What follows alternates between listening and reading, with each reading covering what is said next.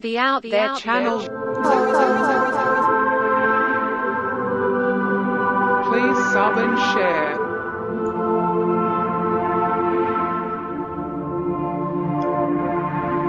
Searching for the truth. UFOs, aliens, greys and ufology. Real images, real stories, real videos, real cases, researched and investigated by professionals in the field and cutting-edge discoveries. Multiple witnesses, abduction accounts brought to you by Team The Out There channel.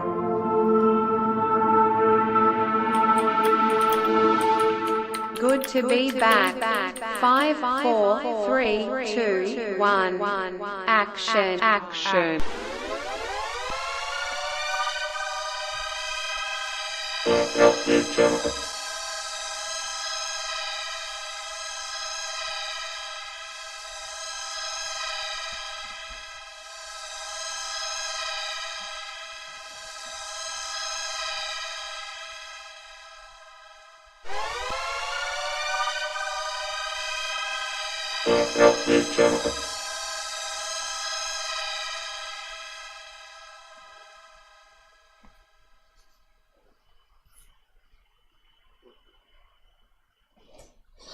Okay, I think it's all working.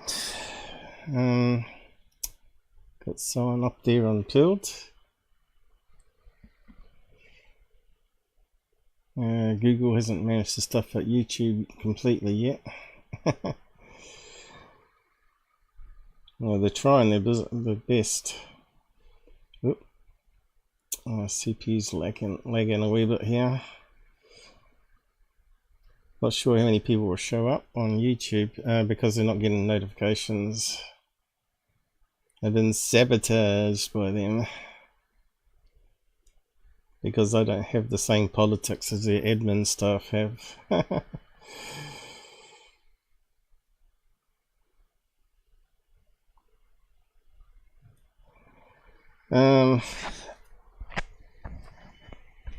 So yeah, I'm Paul from Christchurch, New Zealand. If you're new to my channel here, way down the bottom of the world here, nice sunny day outside today. We're heading into middle of summer. It's only going to get hotter. Looks like it's all working quite good. Let me just post up the side comments. Audio sound all right there. Audio check. I think it is. What we got here? Mr. 55. How's it going? Doing the old salute, is it? Is that, if I got it right? Military term. How's it going?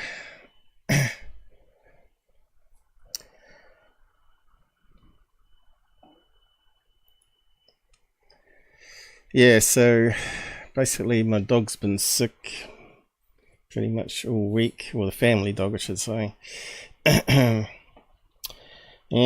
yeah, we've been nursing him and trying to suss out what's wrong with him, whether it's time to end his life.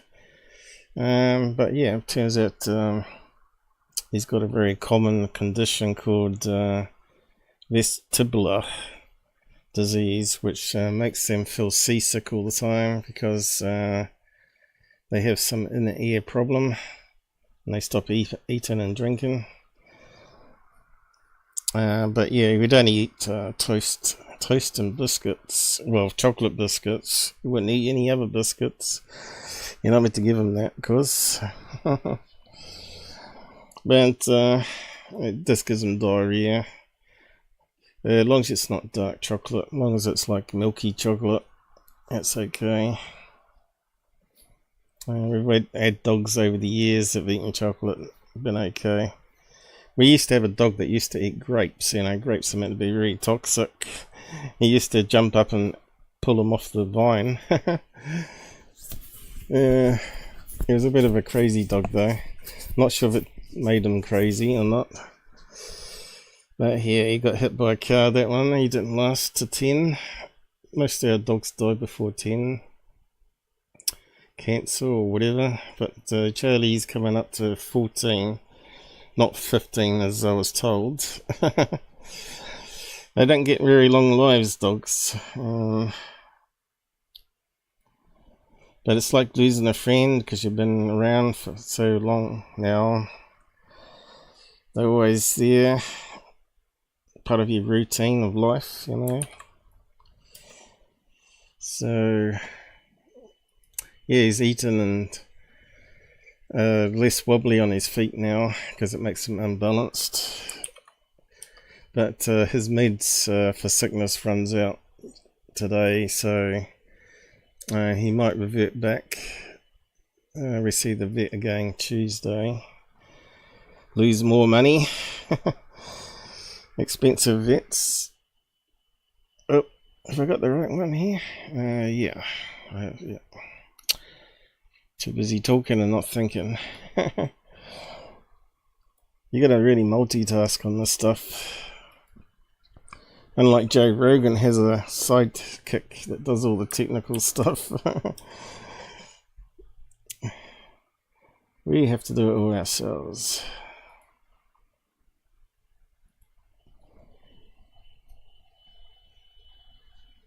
Okay, so hadn't had time to prepare too much again because of the ongoing issues. But we got a few things we can talk about and finish off last time.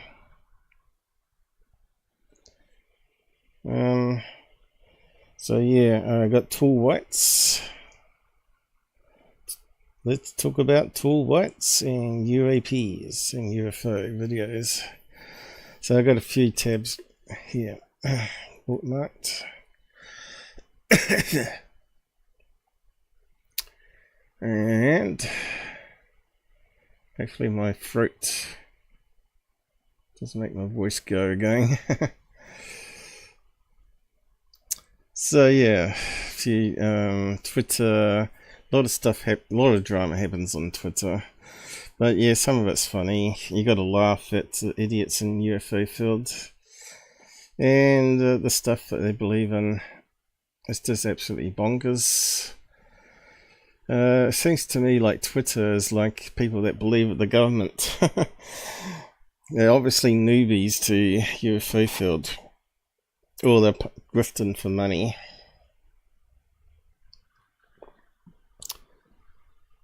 We got one on YouTube. Say hi on the side.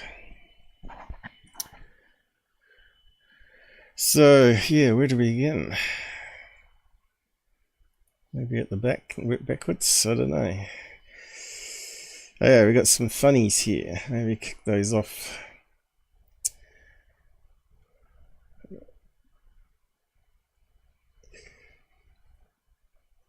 Alright, so that's talking about the harassment. So let's see.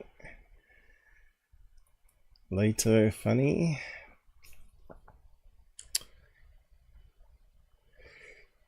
Let me just get my bearings here on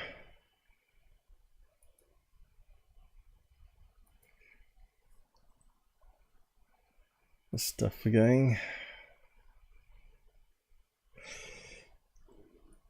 Maybe I should start at the beginning after all.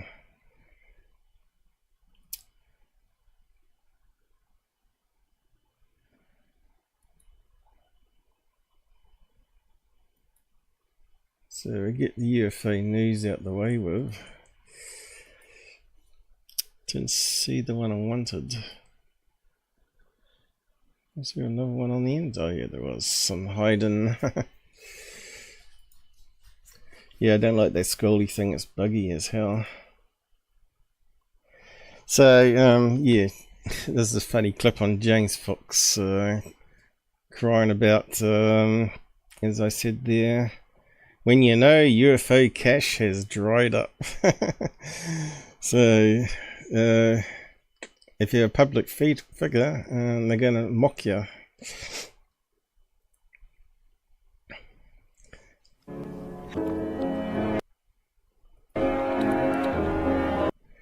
it's got damn music. I'll just mute that. You can't talk. He's almost in tears. They've killed my money flow. I don't think he was speaking. Let's see. Sorry. Oh yeah. Sorry, you're a croaky voice. I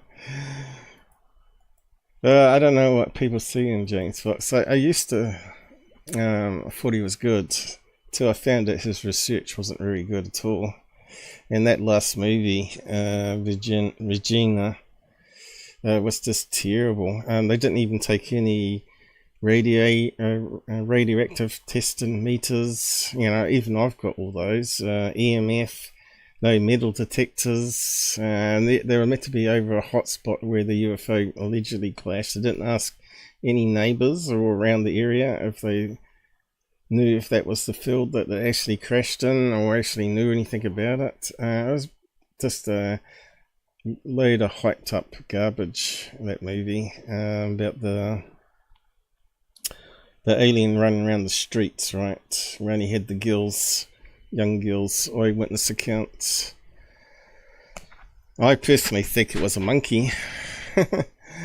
A skinless monkey that they use in research. It may have just come down from a secret space mission where they were testing out something and it escaped and they wanted to recapture it.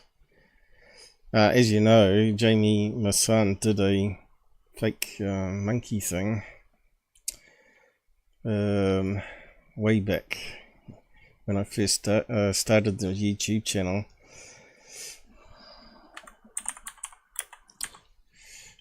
So what they did is they killed it and then they dipped it in acid to remove its skin.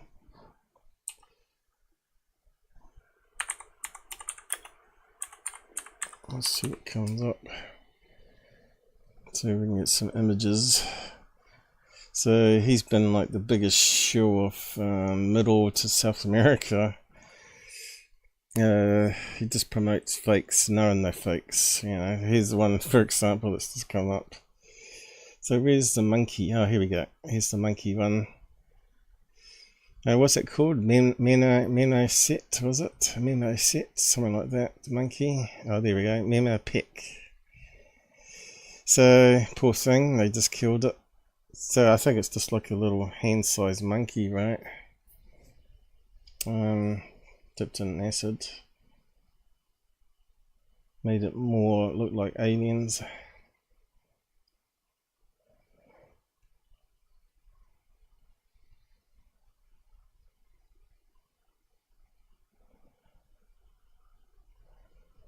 You can see it's got a sort of long skull though, which is probably why they used it. So where's a living one? Let's have a look at, see if we can find a living picture, just to compare it, I suppose. Metapic. No, sounds like something from Facebook. So it must be from that location. Yeah, whereabouts is that? Mexico? Well, there you go. He's in Mexico, right? So you should know those monkeys. Okay, so looks like I have to put monkey on there.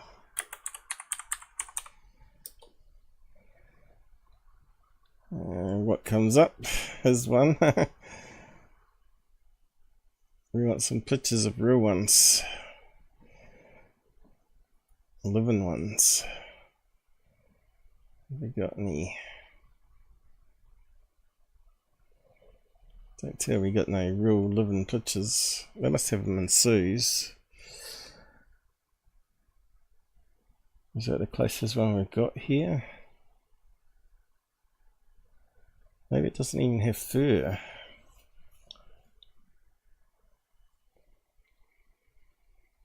Oh, here we go.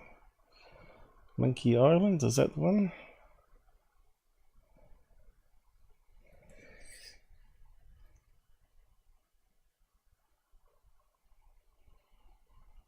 Looks like a small monkey. Can't really see the side of the head though.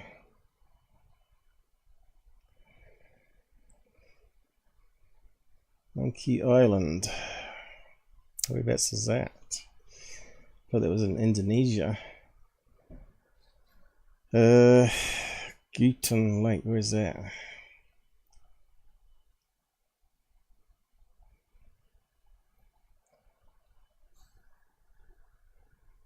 So was it a full-size monkey they killed, or was it a baby one? Either way, yeah, it's pretty disgusting. Okay, my eyes are a wee bit blurry to focus on that. I thought we were going to have a load of pictures. We got that one.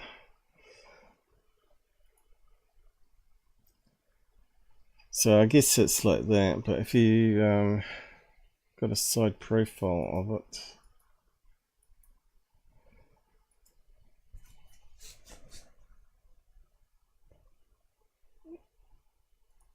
you think there'd be tons of pictures.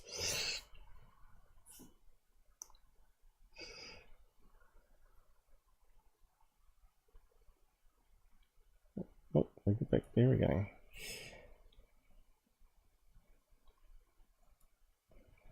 A stupid browser. Let's where's the thing gone? There. Right, the famous Bigfoot one. I remember seeing that in my old magazines. Saying that was a Bigfoot, which is just a type of monkey they shot and staged it for a photograph. The missing link. Well, it could be. We are a branch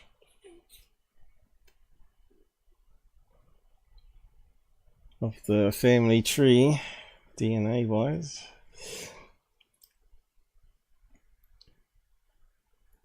What's that one there?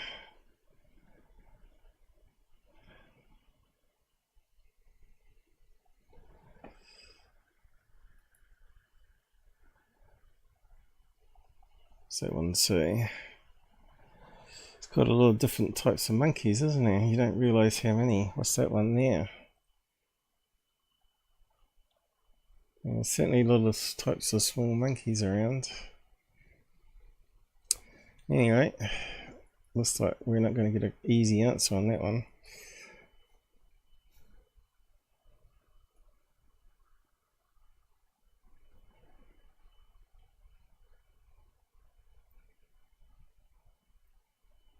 Oh, here we go. What's that one?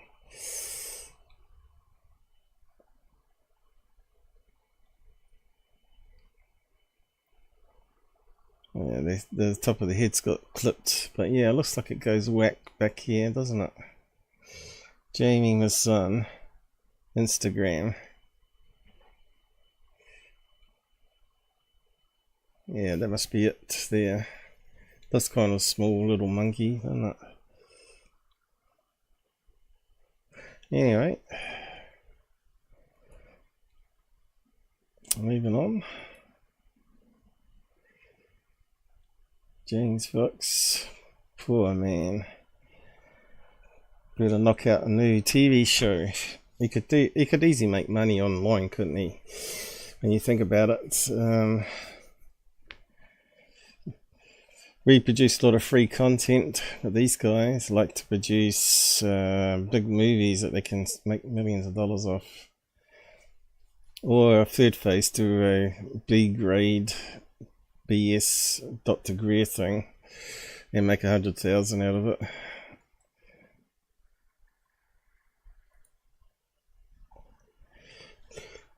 So what's this one? Oh yeah, this funny one. Let's see, it's probably got music on it. GAIA event. Audience question and answers. Yeah, I thought this was quite funny and sad at the same time. People paying what, $100 each minimum, up to, what is it, couple of $1,000, you know, including food and places to sleep. If you would like to ask a question, please proceed to the microphones. Do you think that the furthering of our understanding of human consciousness and the capacity for it to be non-local in terms of the wider universe is a necessary component to understanding and appreciating the UFO phenomenon? If you want to expand your consciousness to understand this phenomena greater, become a GAIA subscriber. Yeah. Money. Didn't answer the question. Subscriber.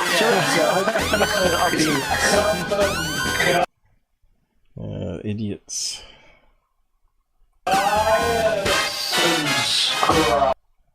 Yeah, they got music, so it doesn't pause it.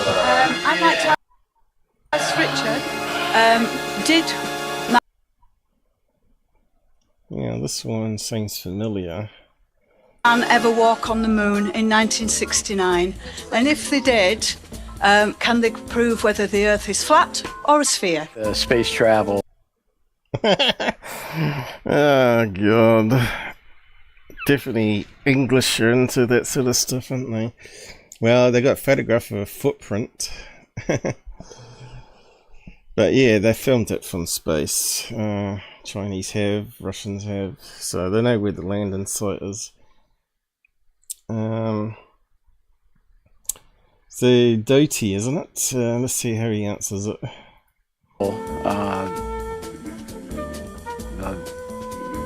Proves that we did walk on the moon. Do you think the Anunnaki will return? Because we've been in space, proves we walked on the moon? No. So obviously they don't know their topic. They should have known there's photographs of the landing site that proves it. And if so, what would the consequences be, if there would be consequences? You know, they've never really left. Yeah. I mean, some did flee according to some of the tablets, but it seems as if some stayed here. Some were actually banned from going back to their home planet because they had intertangled with human beings or human women. Is to all of the panel, what do you think our next steps as a species should be? I think there is hope. I'm working for people now that are buying up the Amazon, where because in COVID, what was happening in the Amazon, you got land invaders, and they were taking over and making farms. But there are people out there, unsung heroes. Zero evidence of all their claims. Not on Facebook, not on Instagram, putting money into saving our beautiful planet. Brilliant, thanks, Jeff. Hope you paid, got your money's worth there, mate. What book are you talking about? What book are you talking about? These documents, the blue book about... Project Blue Book? Project Blue Book, yeah. Yeah, well, so yeah, I don't know if there's any more funny clips of that, but yeah. Hopefully the Skinwalker Ranch, or Skinwalker Cash Ranch conferences are a wee bit better than that. GAIA. Who watches GAIA? Does anyone here watch GAIA? Or GAIA, or whatever it's called. It's certainly gay TV. Oop, lost my money. Not allowed to say those things. It's amazing what crap is peddled in this field.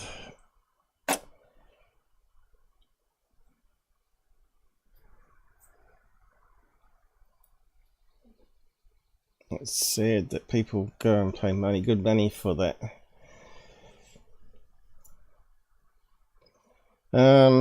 Yeah, so was there any other funnies? Oh yeah, this guy here. Lehto is very dangerous to the community as far as I'm concerned. How these people become big influencers, I don't know.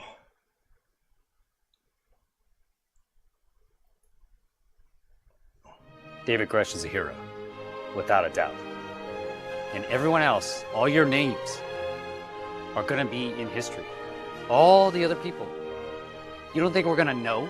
Your family name is going to go down in history as a piece of shit. You're cowards and you're lying sacks of shit. Honestly. We know there's enough of us. And we do have decentralized. And we will burn this place down. Because we'll freak out. And we're gonna freak out. We are. What an idiot. Hope you guys enjoy. So, you know, there's a lot of threats from these talking heads that if disclosure doesn't come out, they're going to make it come out. Well, so far they've been doing a poor job of it. I'll just check something here. So yeah, what did they say underneath that one? We'll have a look.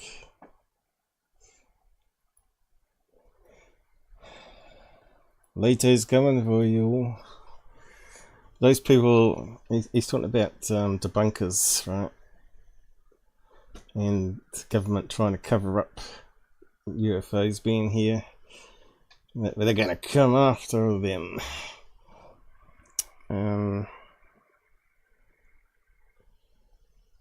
That sounds a bit creepy. I wonder if these people are allowed to say that. Because it sounds like threatening. Lehto.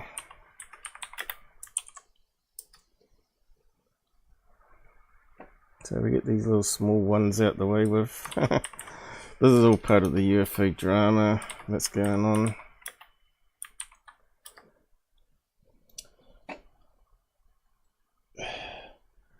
I haven't got much time for it unless it's funny.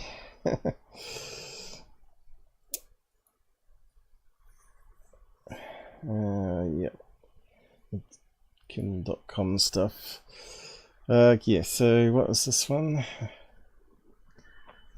James Fox worked with Lue crew to false DMC. Who's Lue?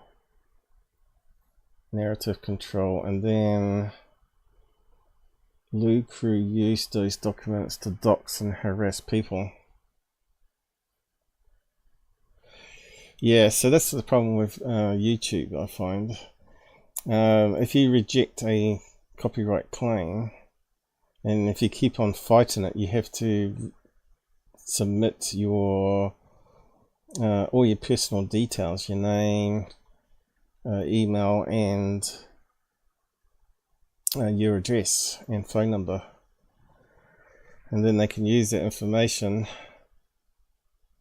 for illegal things, right?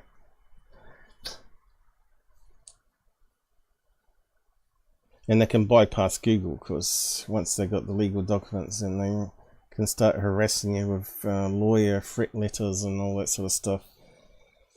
This is how dirty people are. So Thomas Fessler, who is a gay man, claims that he works with Lue Zondo and that he worked with James Fox to false DMC the documentary Who's Lue. Well, I didn't particularly like the documentary. It was really bad music in it, bad effects in it. I just found it really off-putting, and bringing up his family into it and kids into it, I thought was a wee bit could have done without that in the documentary. But even before the movie came out, I warned people, be careful of the government types, because he's got an intelligence background, and he's probably another Mr. Doty, bringing in false information into the field. I knew when he was pushing that TV show, and it was like skydivers with flares, you know, who was actually managing what was going into that show. You can bet he was, and De Long was. He didn't have a clue for someone that was meant to be deep into UFO field, so obviously he was lying. People like me knew straight away what they were seeing. Thomas Fessler says he worked with Lue Zondo and James Fox to false DMCA. Who's Lue? For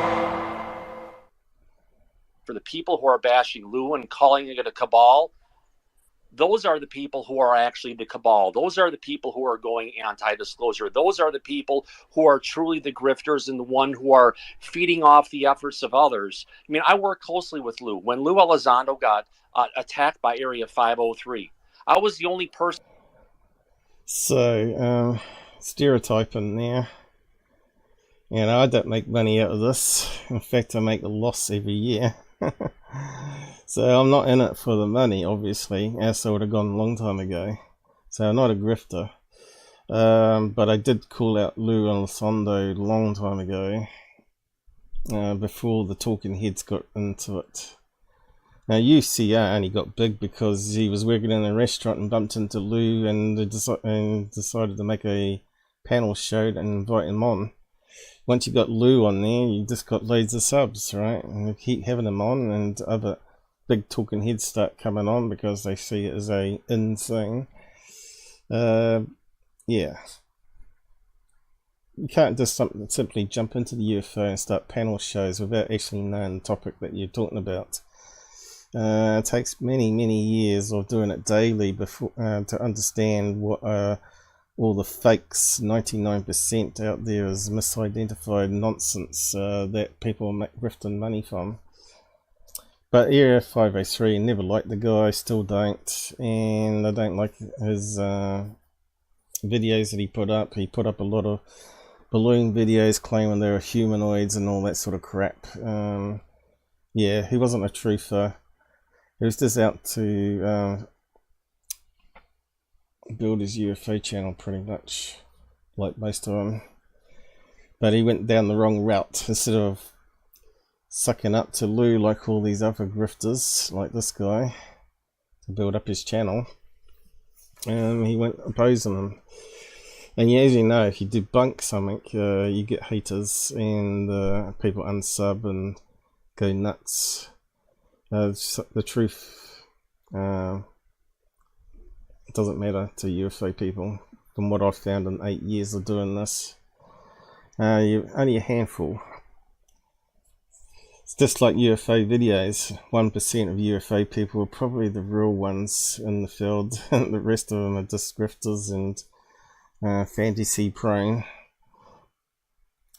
Person who stood up against Manny from Area 503. I even reached out to Lou Jimenez. He refused. I did copyright strikes, and then I worked with James Fox and others to get additional copyright strikes to get that shit taken down. I took a lot of heat from that, from him, from Richie Goof. Yeah, so you can't just put strikes on people because there is a thing called fair use, right? The only thing you might be able to get something taken down on is privacy, where you're sort of doxing people. But yeah, using clips from various public stuff outputted is fair use, right? On and everybody else. If it wasn't, you wouldn't have news channels. I mean, I worked closely with Lou, and then I worked with James Fox and others to get additional copyright strikes to get that shit taken down. I mean, I worked closely with Lou, and then I worked with James Fox and others to get additional copyright strikes to get that. So there you go, from the horse's mouth. Fair enough that some stuff out there was definitely against the rules. Goofon broke it many times. He was airing live News Nation stuff, which he didn't have the rights to do that, and he managed to get 2,000 subs out of it, and something like quite a lot of views. What was it now? 20, no, more than that. Was it 100,000 views he got out of it? Anyway, he just removed it but kept all those subs and views, right? He didn't care. And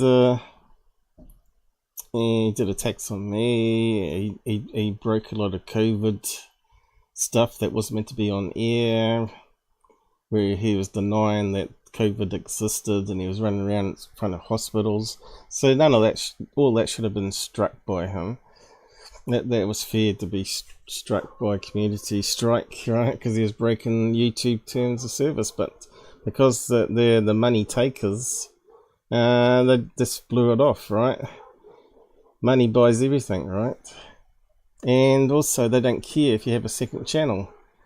You know, if I'd known that when I got struck by the other dork, Dr. J Radio, for using a clip from his show, trying to silence critics, right? I could have used my other channel and carried on, because Google doesn't do anything about it. MUFON got away with it. I think it's disgusting. One day it will come to head, I think. So this was part of the, I don't know, it's like a psyop, wasn't it? Don't go against Lue. We'll do something about it. Sounds like the Men in Black for the YouTube.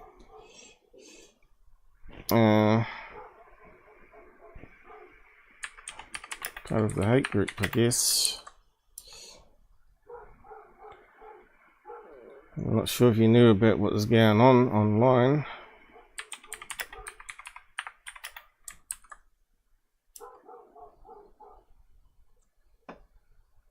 And someone's annoying the dog out the back, beating it dead, I guess.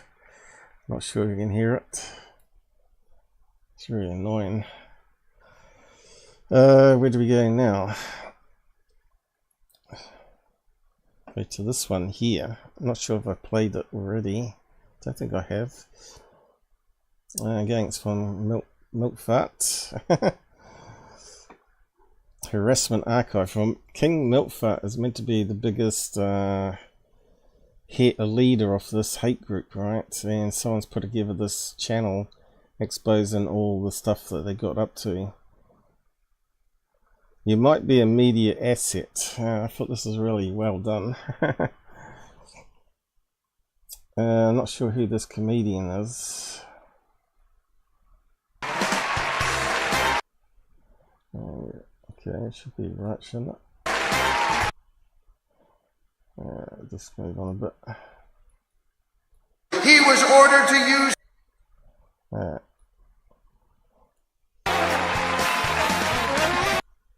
Yeah, still got damn music. If you sit there and nod as Lue Zondo tells you, he was ordered to use his counter-terrorism and counter-insurgency skills on the UFO community, you might be a UFO media asset. If you have ever made merchandise celebrating one of the worst serial harassers in the history of American ufology, you might be a UFO media asset. If you participated in the doxing of Rather Be Squidding, you might be a UFO media asset. If you think Lue Elizondo's lying and manipulation via sock puppets won't matter once we get UFO disclosure, you might be a UFO media asset. If you currently know what Lue Elizondo's burner account is, you might be a UFO media asset. If King Milkfart is your gambling debt enforcer, you might be a UFO media asset. If you let others intimidate you into blacklisting someone because they asked Elizondo if he was using sock puppet accounts, you might be a UFO media asset. If you That's funny. have ever threatened to unleash a firestorm on a sitting United States congressman from a Bangkok hotel room, you might be a UFO media asset. Yeah, that's Ross Coulheart, is it? Who did that? He must have done it, Lou. I can't remember all these people making the threats. If the same UFO hate group that has harassed many of you peers out of the UFO community is actively promoting your show, you might be a UFO media asset. If NASA called out the rampant harassment in this community before you did, you might be a UFO media asset. If the intelligence So they went after NASA too, didn't they? community is actively laundering money to you through your Patreon, you might be a UFO media asset. If you have been silent as the UFO hate group has been targeting multiple veterans in this community, but immediately put a blue ribbon in your profile picture, you might be a UFO media asset. If someone ever got the UAP talk from his handlers saying he shouldn't be critical of your show, you might be a UFO media asset. If the producer of your show has ever claimed they were ordered to harass the critics of Lue Zondo by Lue Zondo, you might be a UFO media asset. If you have been groomed to feel like you are special by a counter-intel agent and actually believe them, you might be a UFO media asset. So, Twitter ufologists, listen. You're being conned. Yeah, he's bringing out a book now to try and make millions of dollars with Lue and his assets. Oh god, I don't think I typed it in right there. A small font assets. Yeah, that's a really good one.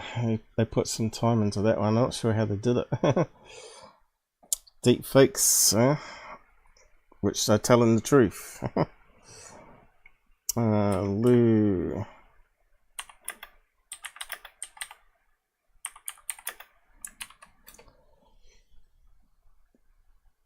Yeah, all the good stuff happens on Twitter though. They all complain about Elon, but they won't leave the platform. Mick West is a complainer and hater of Elon Musk. So one just bugger off then. Oh, he tried to. He went to Facebook's. What was that crappy thing that Facebook's tried to bring in? Can't remember what it was called now. Oh, let's go over to Meta. Instagram version. What was it? What'd they call it? Slips of mind. Didn't last very long. People didn't bother using it, right? It was a dead horse from the start. Mick West was blaring on, oh, we might be able to get some decent discussion going. What's wrong with using Twitter then? That's because he's a lefty. Lefty gay man. I betcha. He's in the closet. So,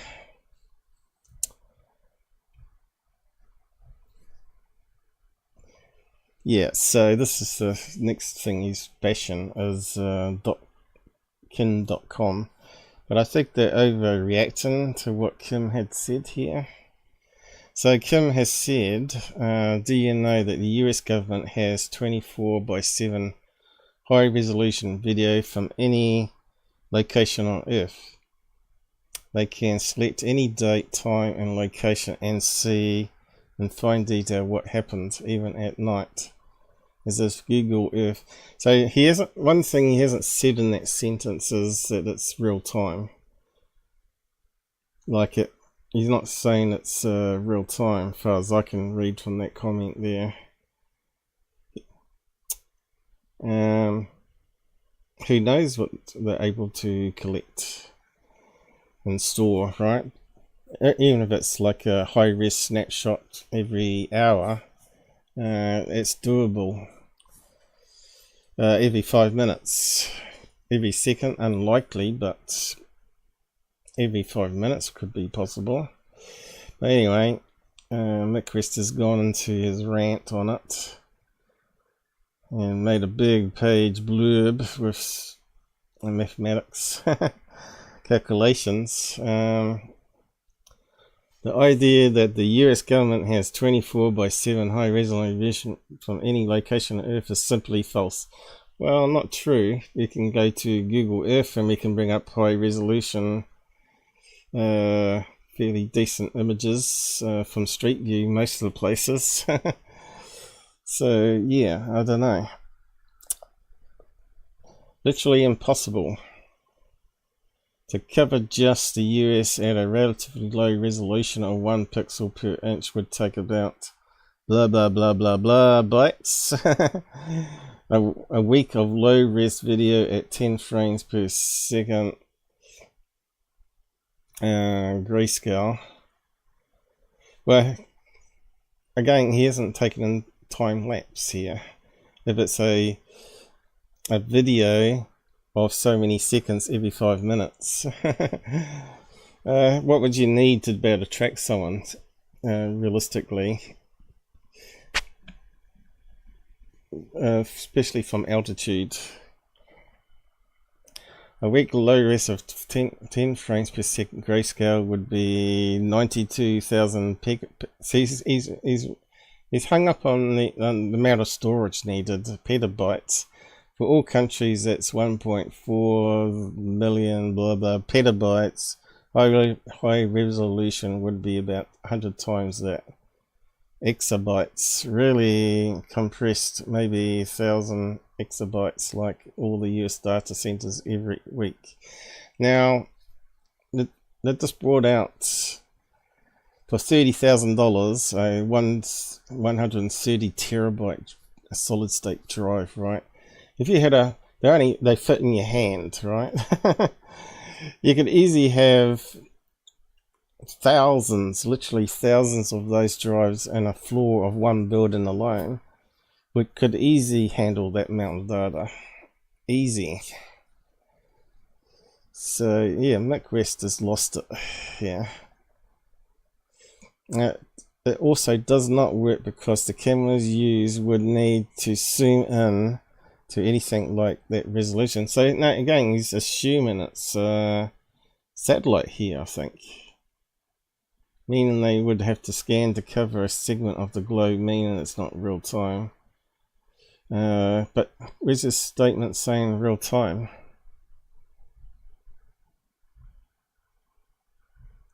There's no mention of real time there. The actual frame rate would be several minutes between frames of that.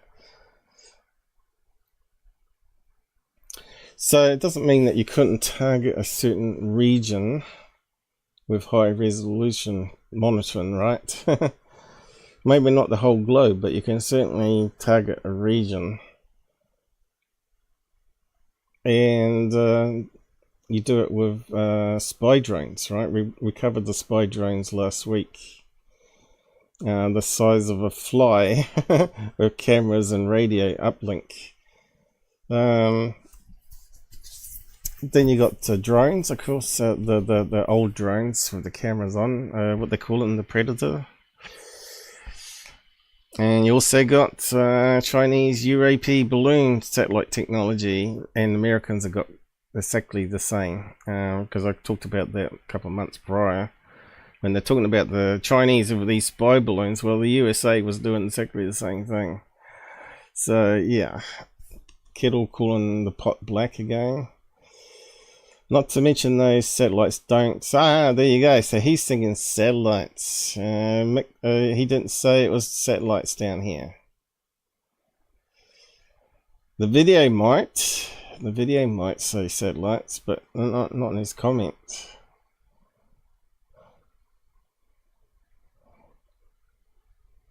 So Google Earth combines all the images from Street View all the way up to satellites, right?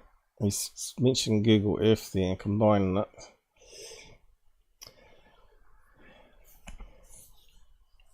Yeah, it looks like he just jumped onto it. Because Mick's always got to be correct, right? So anyway, I thought I'd have him on about this one. This is my comment, hasn't been deleted. So this guy here, Nick Gold, whoever that is. Since when did Dotcom become someone we could go for facts? This is what I want to know. Well, he's been factual on the New Zealand government spying shit and corruption. So yeah, Nick Gold, your statement is crap, mate.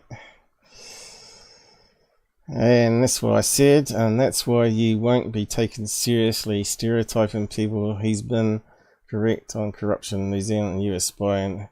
It's who you know, not what you know.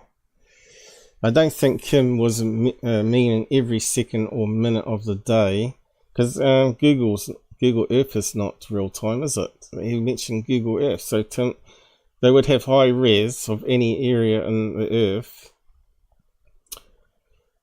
going back each day. I think he mentioned day, not minutes. I think he said day, didn't he? Let's just read the words he used. Jump to any point in time. Any date, time.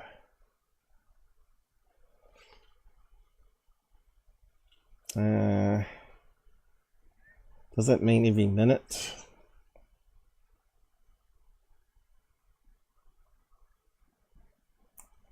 Well, we know we can go back when they updated the images on Google Earth Pro. Doesn't mean there's not other images. I think using Google Earth as a reference is not a good one. The government will have something better than that. Government will have its own NATO one, right? NATO? NORAD, I mean. NORAD.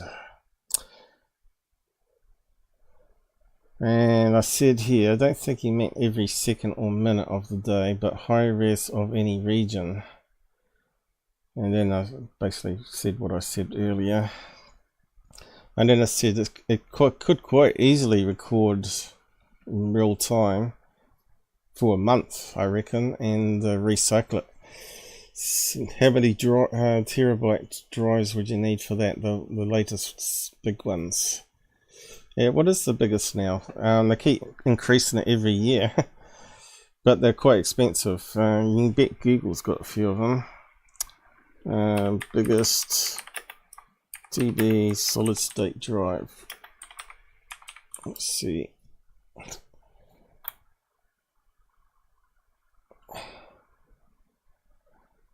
Okay. 2000. That's for commercial. We want, I mean, for regular people, we want the one what the government have got. There we go. 100 terabyte world's biggest one. That was back last year. I think they've increased it already. This is old information. August. Latest today is massive and available for purchase. Let's have a look at that one. Pretty sure 130 was mentioned years ago, but maybe it was a prototype. So this might be the first release, because I like to release it in little steps, right, so they can reclaim a lot of their expenses on research.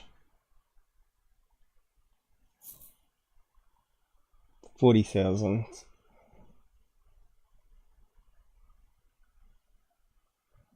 Government can afford that. So what is that? Let's just go by that one. 10 of those would be 1 petabyte, wouldn't it? Is that how it works? Only 10 of those. And Mick was blabbing on about petabytes. And exabytes, there would be 1,000 of them, right? And the big as your hand. A whole rack on one shelf would probably cover that alone, right?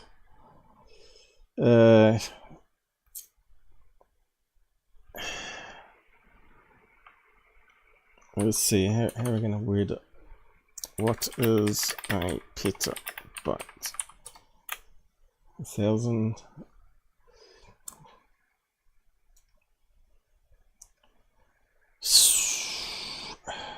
What have we got here? Terabytes. So it's 1,000 terabytes. So 100 terabytes into that is 10, isn't it? So there you go. So there's only 10 of those tries, and a exabyte. That's the next one up. There's another 3 zeros, I think.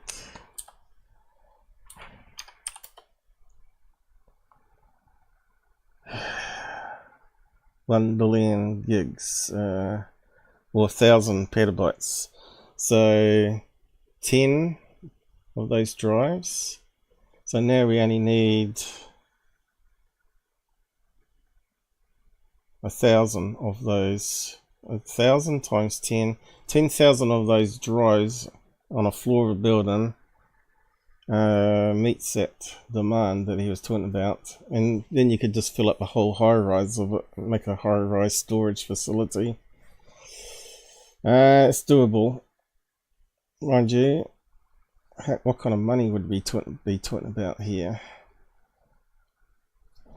So let's go with 10,000. Well, that'd be $4 million. Not too much, is it?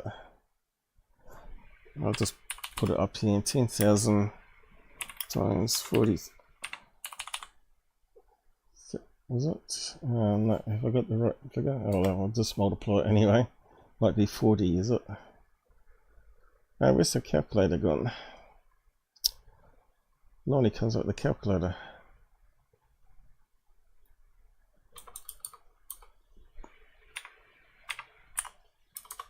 Maybe you have to put equal on the end.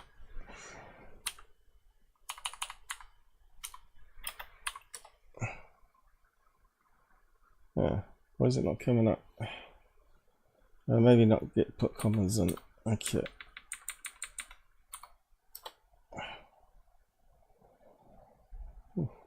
Normally comes up with the calculator.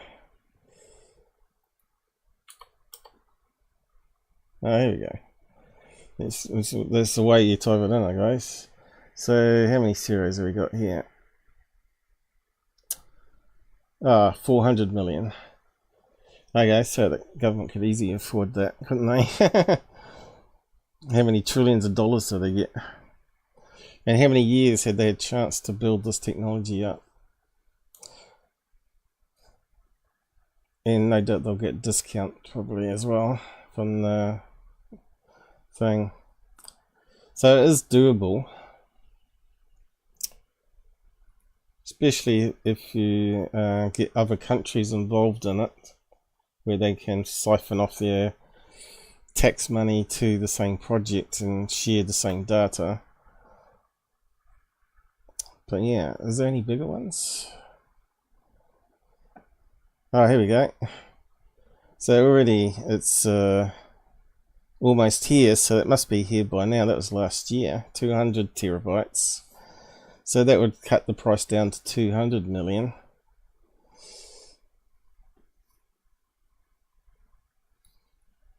Yeah.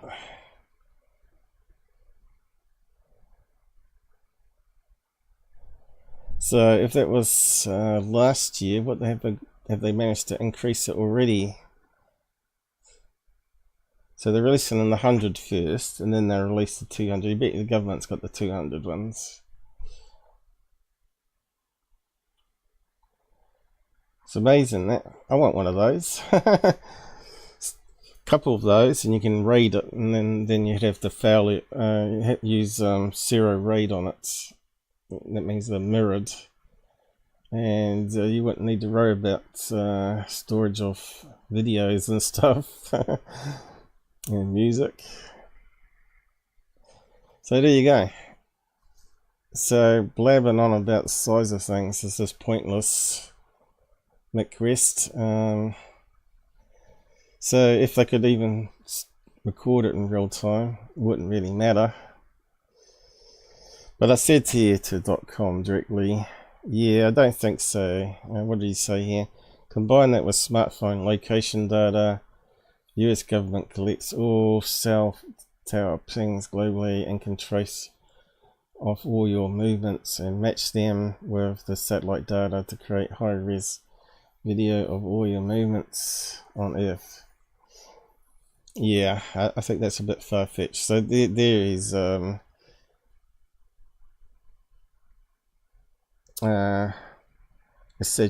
exaggerating. Yeah, I don't think so. Yes, I did a live show about insect-sized drones with radio and cameras, but I don't think you can have high res of anything. You could target things though. Satellites have issues like clouds, even if Elon's sats had but the MH Jet videos are clear fakes. I think he was promoting the videos as legit. This is the thing with Dotcom, he likes to get involved in the drama and stir up hatred to the US government, I guess. Well, really the industrial complex. Is it our friend or foe? Anyway, let's see, was there a little video here? Global persistent infrared surveillance continues to be a critical national security space mission. Looks like it's taken from some documentary. The Cold War focus on strategic ICBM systems has expanded. Now, they're talking about NORAD here, aren't they? We covered that months ago. How they will be putting sensors in all the Starlink satellites, so it has like a radar mesh of anything passing through the radar from outer space or out from Earth into space. Because normally when they do nuclear attacks, normally goes into orbit and then fires their heads, millions of heads or whatever it is, hundreds of heads down towards their targets. They don't just send up one. ICBM, how many warheads does it have in it?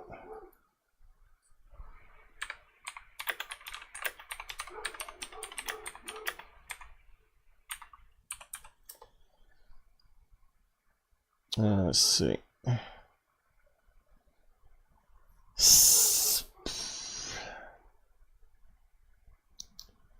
I suppose it might be top secret though.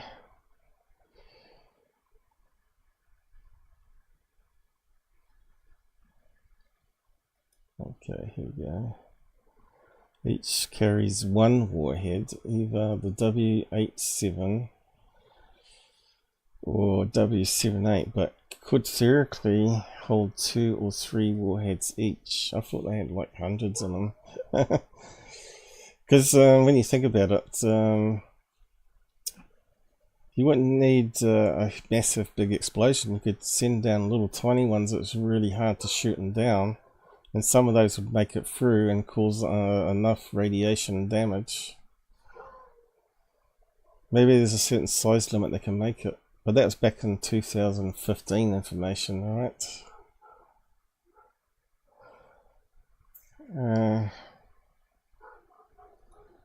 Do they have 760 with 3 warheads in them?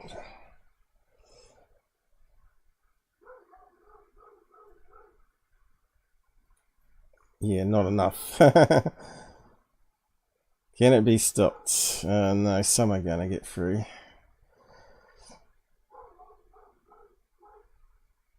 Can Patriot shoot down hypersonic? As if you're gonna know that information.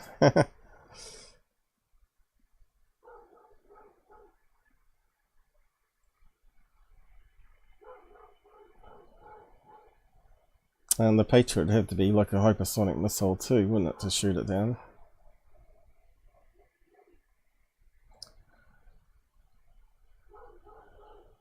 Multiple independent targetable re-entry vehicle, what's that? Move. Ballistic missile deploys multiple warheads. Okay, that's what we were talking about.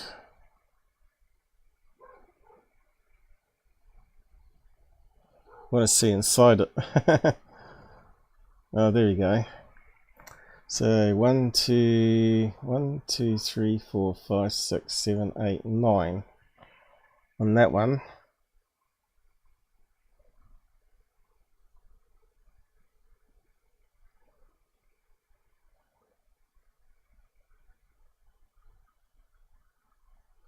And there they come down. They go into outer space. That's what I was talking about here.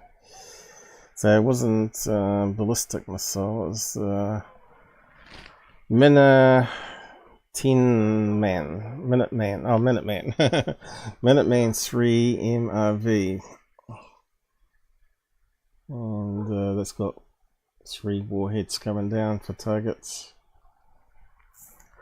So what does it say here? 60 seconds after launch. Fire stage drops. Okay, post boost vehicle. So the chance to shoot this down is when it's going up and into space before it gets to that level of firing them. So you got to get it before then, right? Once these start coming down, then you're going to have to rely on some other defense and maybe hit one or two, and that's probably the Patriot thing, isn't it?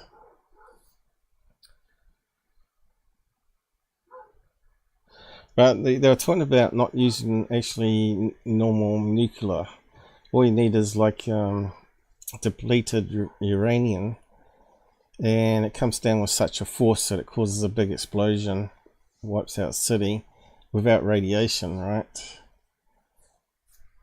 Like the typical mushroom clouds. How much on each of those warheads does it say here? How many megatons?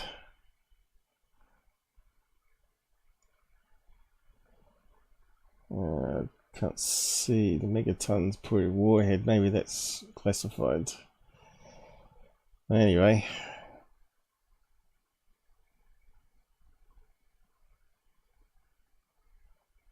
So there you go, up to 10. Up to 10 on that one.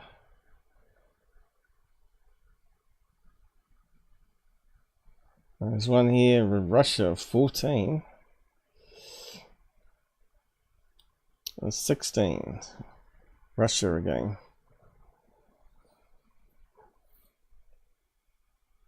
Another 14 one there. So yeah, that's the maximum. Well, looks at 16.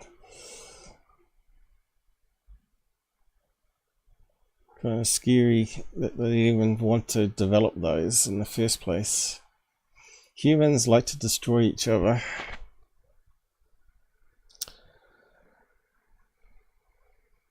Yeah, so Dotcom's weave it wrong there, but he's not terribly wrong, and the government could possibly do that quite easily with drones that pass by every hour in the sky, or spy balloons, high altitude ones that can even go below cloud cover and take HD. I was pretty sure they would have cloaking technology.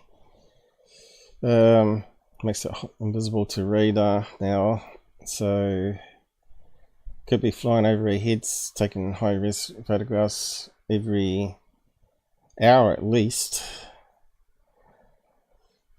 And you could have a whole swarm of them. But why would you bother doing that over countries that are not hostile? You do it over hostile countries. And you could keep sending them up, right? The drone ones, you know, it wouldn't matter if they got shot down. Just send up new ones.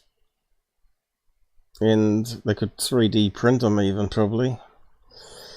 Just keep sending them up. You never get rid of them. Be like a swarm of bees. Yeah.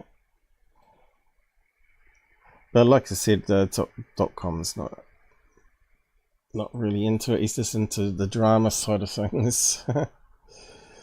And so he put up this one, which is a really good example. Elon's gift to the world.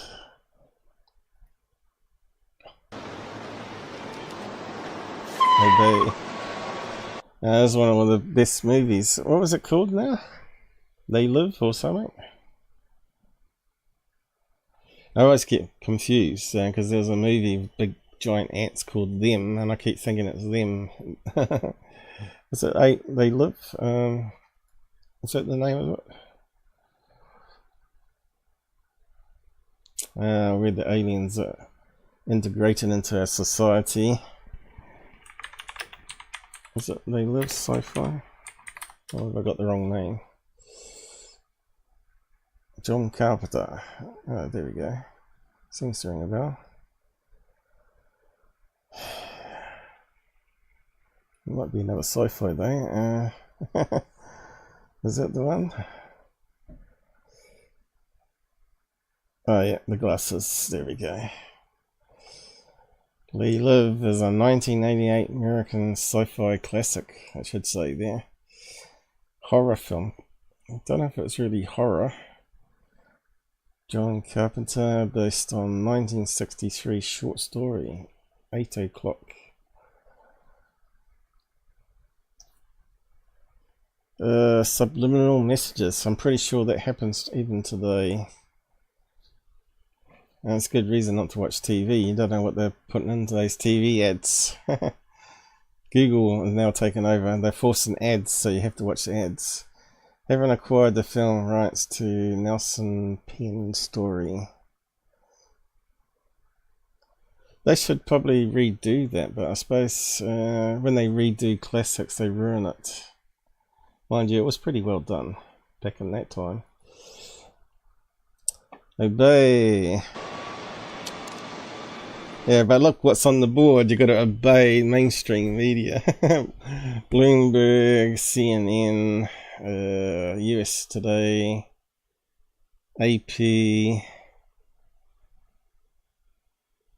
Hasn't got Fox News on there though. Is it? Oh yeah, Fox News is there. BBC News, World News, 60 Minutes. Obviously it's been modified. I'm not sure what the original thing was.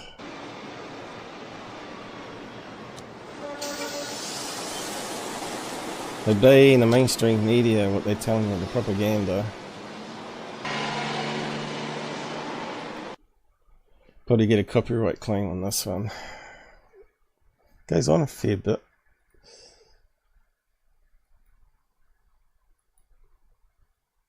Is it still going? Or is it stuffed up? I'll tell you what, the Twitter video player sucks ass. It really does. Look how stupid it is. Look, that's just crap. So I thought that was quite good. So I gave him a love on that one. That one he's got correct, 100% correct. Live. So we're coming up to Tall Whites in a minute.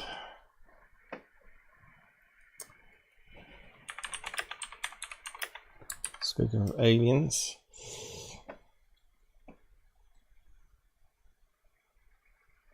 Go and give them a like on it and share it on your Twitter if you got Twitter.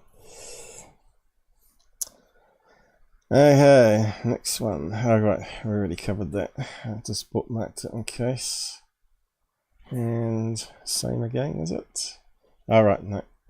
So Mick West put out this one, which he's just realised that MUFON database is a load of rubbish. Yeah, he just found out. MUFON's database seems to have removed locations, images, and videos. Even to MUFON members, it was a useful resource, but now not really. If you want your UFO case investigated, post it in public, like on Metabunk. I'm sure they want to do that. Yeah,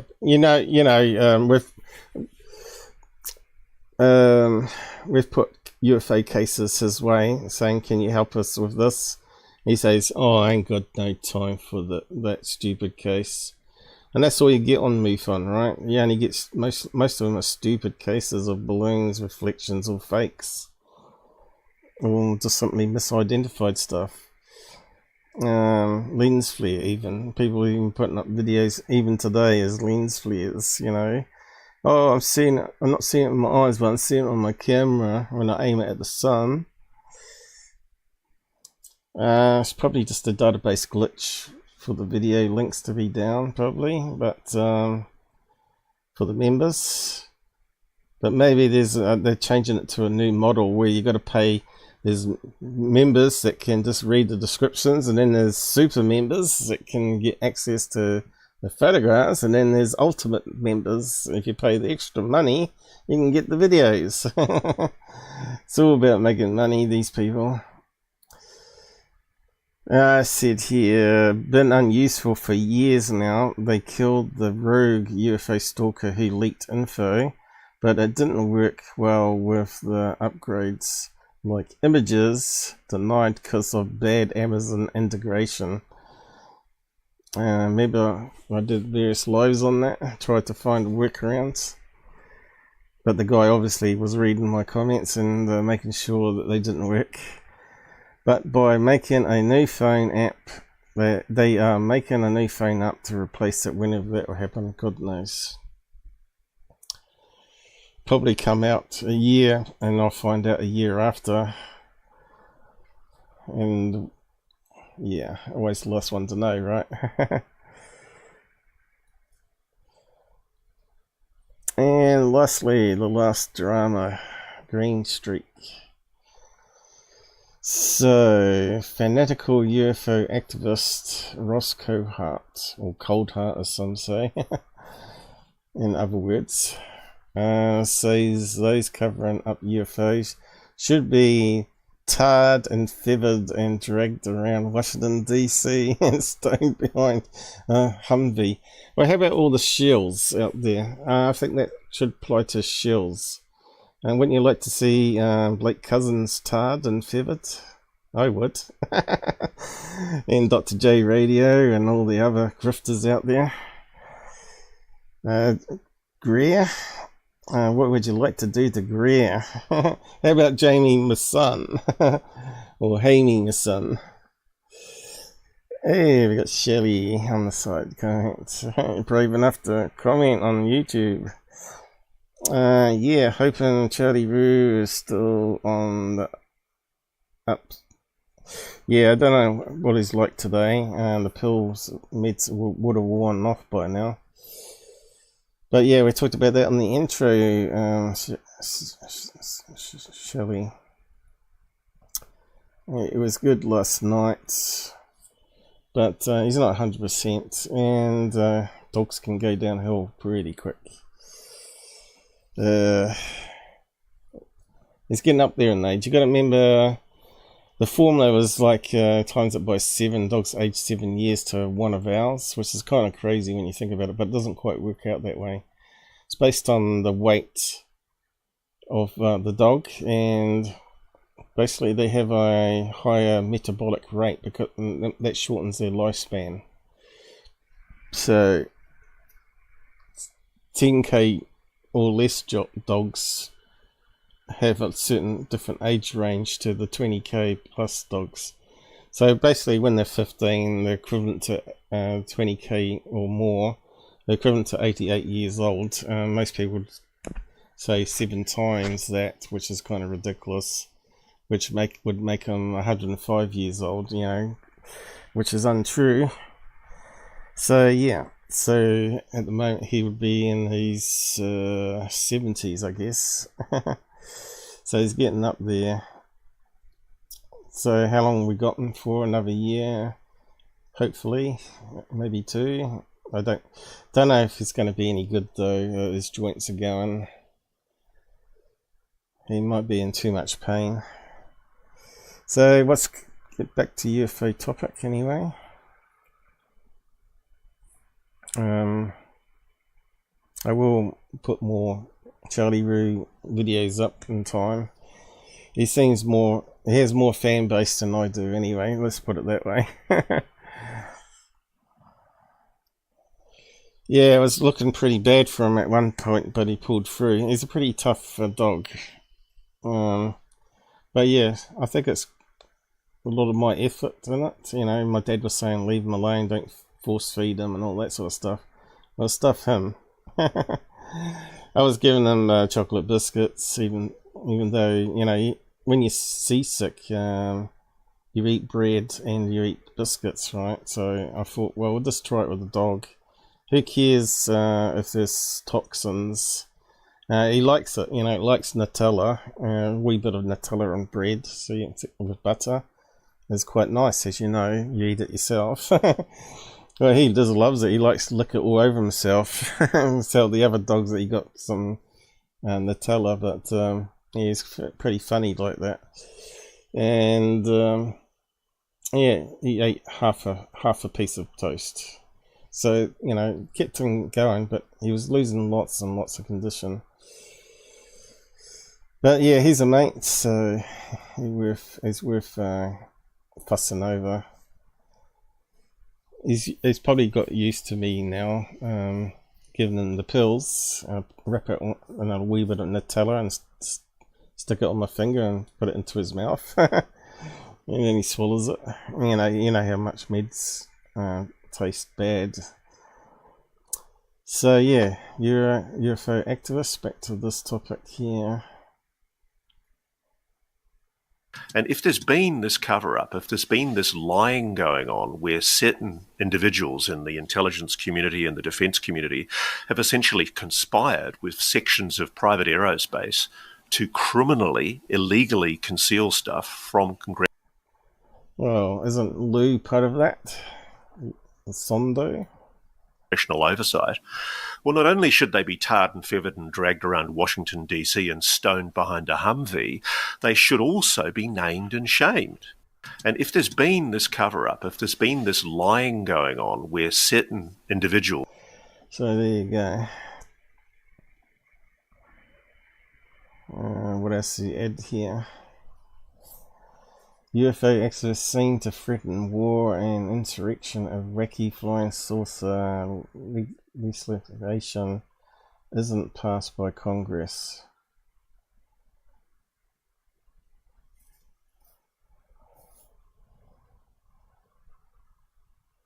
Seems like some of us were pointing out the significance of foreign UFO activists directing hostility towards the US intelligence community and sowing doubt about elected officials, as a matter of fact. I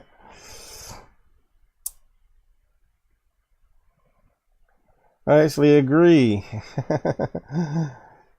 That's alien scientist. They have stolen our history from us. They deserve punishment. Yeah, but who's they, and who's going to be the judge and jury of it? Probably a lot of the people that implemented all this secrecy are now dead anyway, and they're just handed over to the next generation. But there must be a good reason why they're burying it, and I don't think it would be for war only. It's got to be something bigger. Myself, don't know what you guys think about that. They assassinated an elected sitting president to cover up UFOs. He's talking about JFK again, 60 years ago. It was way past people's learn the real truth. And what's he posted here?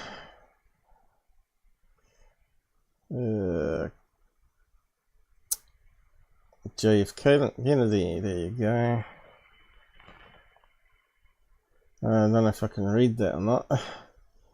What does it say? Where's the word UFO? Right, here we go. There. Classified review of all UFO intelligence. What's that word after it?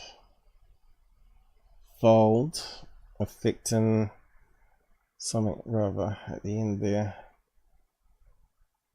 Something society. Ooh, sorry. CIA and US Air Force.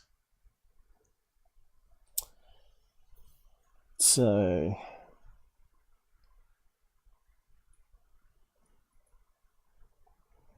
what's he got here? Declassified 63.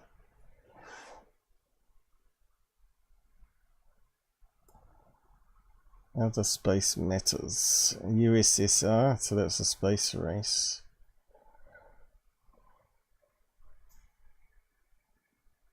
So where's the word UFO in that?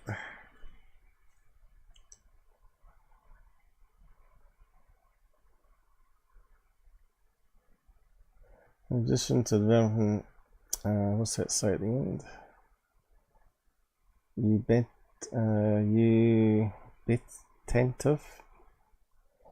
Ubitive proposals. I expect that you will assist the... Oh, it's just too hard. Secretary of State's in exploring problems of procedure. So I'll post a link to that one. You can see and try and read it yourselves. Yeah, it's a bit extreme, isn't it? Making threats online like that, though.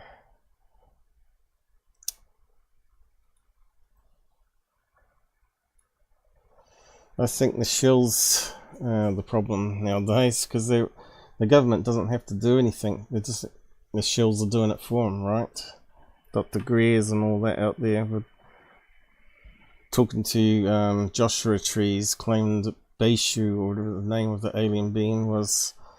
There's people like that that's grifting millions of dollars off people that believe what he's saying, unfortunately, without any evidence.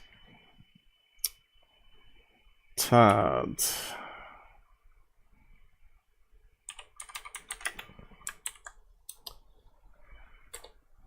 Yeah, we got through all the drama and news there. The top dog is Charlie Roo. Yeah. Tard. I see a comment there.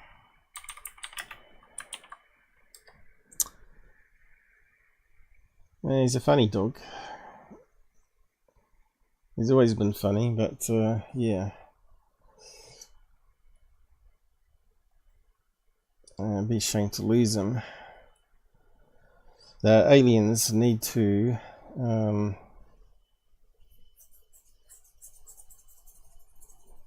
give us the magic pill to double the life of dogs. Speaking of that, we got the Tall Whites here. So anyone out there had any alien experiences themselves? Say so in the side chat. Most people won't come out publicly about it because they feel humiliated about it. And we got that one there. We got those two there still. So what do we got on this article here? Might just read it out on Edge. I think it might be worth reading this one out. How much there? Oh, we got some pictures. My experience that I had with tall whites disappearing in front of me. At first I didn't think, I thought it was paranormal, like you get apparitions. But then different ones would show up, all really tall, fit in with the, I'm assuming that they're the tall whites, right? Now I've talked about, I did an experiment, you know, because I got the strange surreal experience, which I believe truly happened because I had physical evidence and changes after the event, like extremely bad back that went away, that I thought maybe I'd been chipped or something like that. So I thought I'd do an experiment to see if I could communicate with them, because I don't believe in Dr. Greer's CE5 nonsense. But I believe that you'd have to amplify your brain signals somehow, and you could do that with probably nanotechnology, but it would have a limited range because we're surrounded by different radio frequencies. So what frequency would it use? It would have to get past all our interference, right? Even USB 3 apparently creates a lot of noise that can knock out Bluetooth, I think I read. So it just makes you wonder what frequencies it would be transmitting on, even if it's a beep, you know, like a tracking beep. Would it be like ultra high frequency, or would it be more low end frequency? Probably the low end frequencies are not widely used. USB causes interference. Here we go. The broadband noise emitted from a USB 3 device can affect the SNR and limit the sensitivity of any wireless receiver whose antenna is physically located close to the USB 3 device.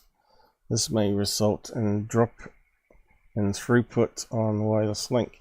So there's your problem there. So of course you don't have USB 3 on the phones because they work alright, right? They have USB connector, which I don't think is 3. I think it might be a lower frequency, USB 2. So I always wondered why Bluetooth mouse and had problems, because the more USB things you connect in creates more noise around. So there you go.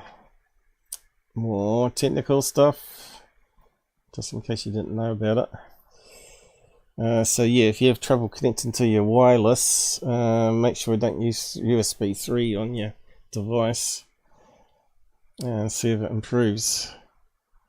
Alright, I was going to copy that to Edge, wasn't I? And then we'll have a look at what's around the web on UFO videos. Oh, here we go for time. I thought all the quick stuff, the drama stuff, would be quick to talk about, but that's not it. What am I doing? Oh, that one.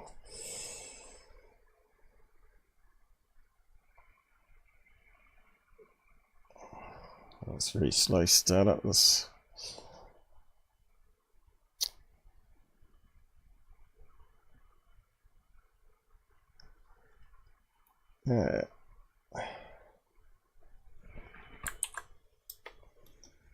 And alright.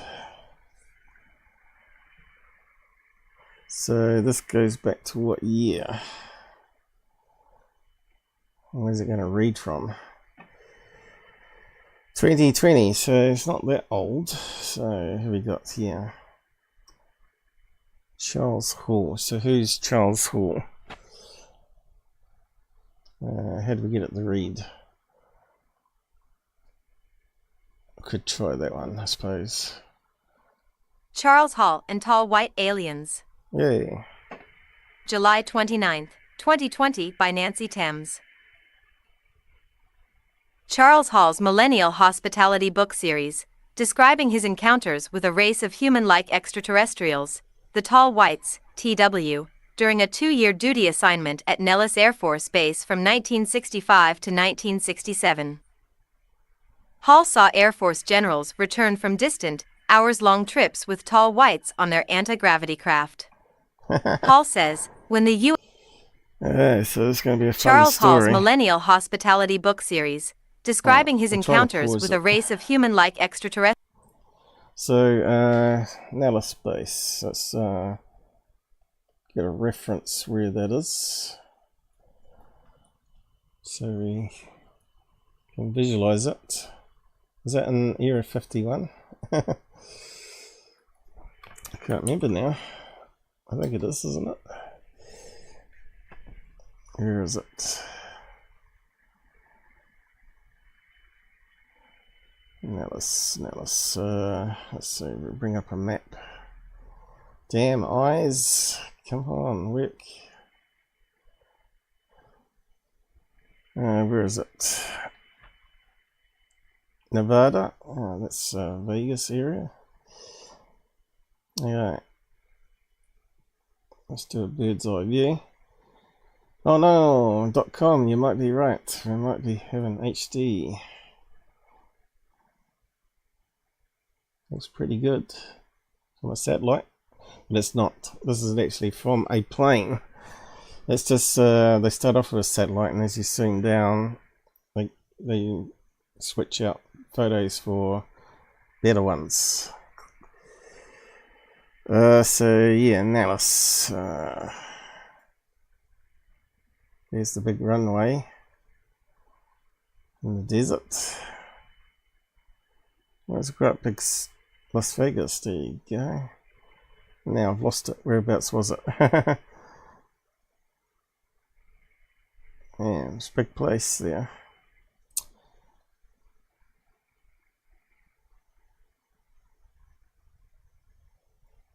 Why can't I see it now?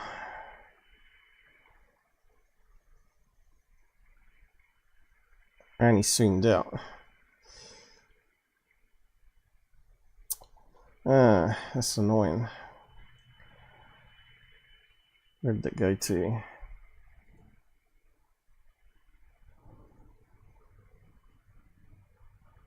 What the hell? That's kind of a different picture, is it? What the hell is that? Helicopter? Looks like a tank here. Missiles.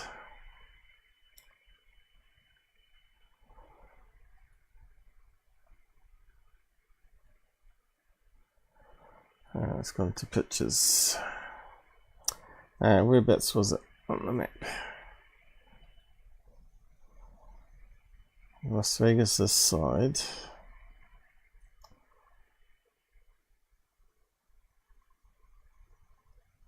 What the hell? Why is it not got a marker? How do we get a marker back? Where's the marker? Okay, we'll just do this to Las. Then it'll stand out, hopefully. There we go. So, middle of Las Vegas to the edge of Las Vegas. And then there's the airport too, isn't there? To Las Vegas International Airport. There we go. Let's put that on the map too.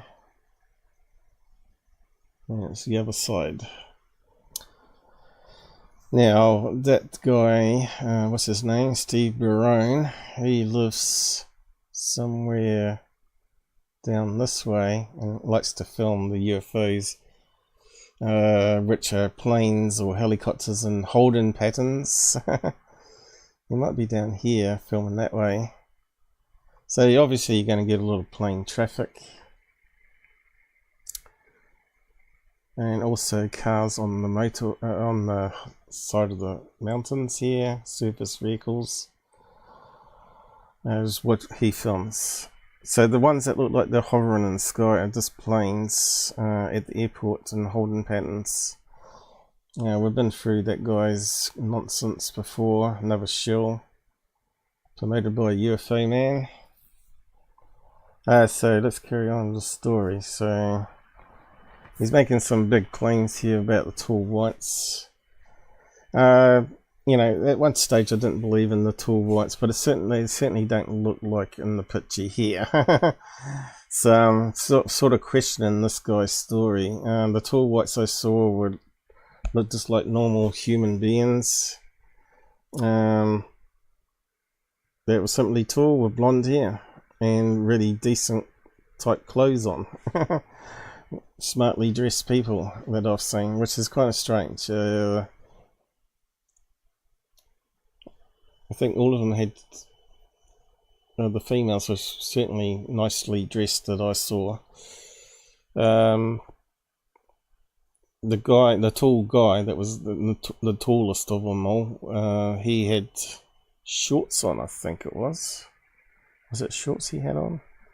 Oh, it's funny how your memory sort of fades after a time.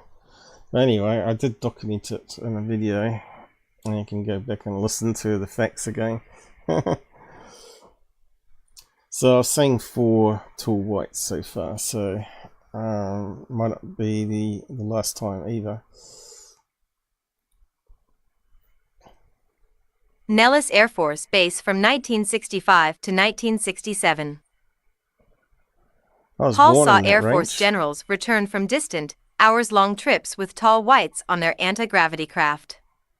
Hall says, When the USAF generals got off the craft, they were laughing like they had just come back from the world's best amusement park.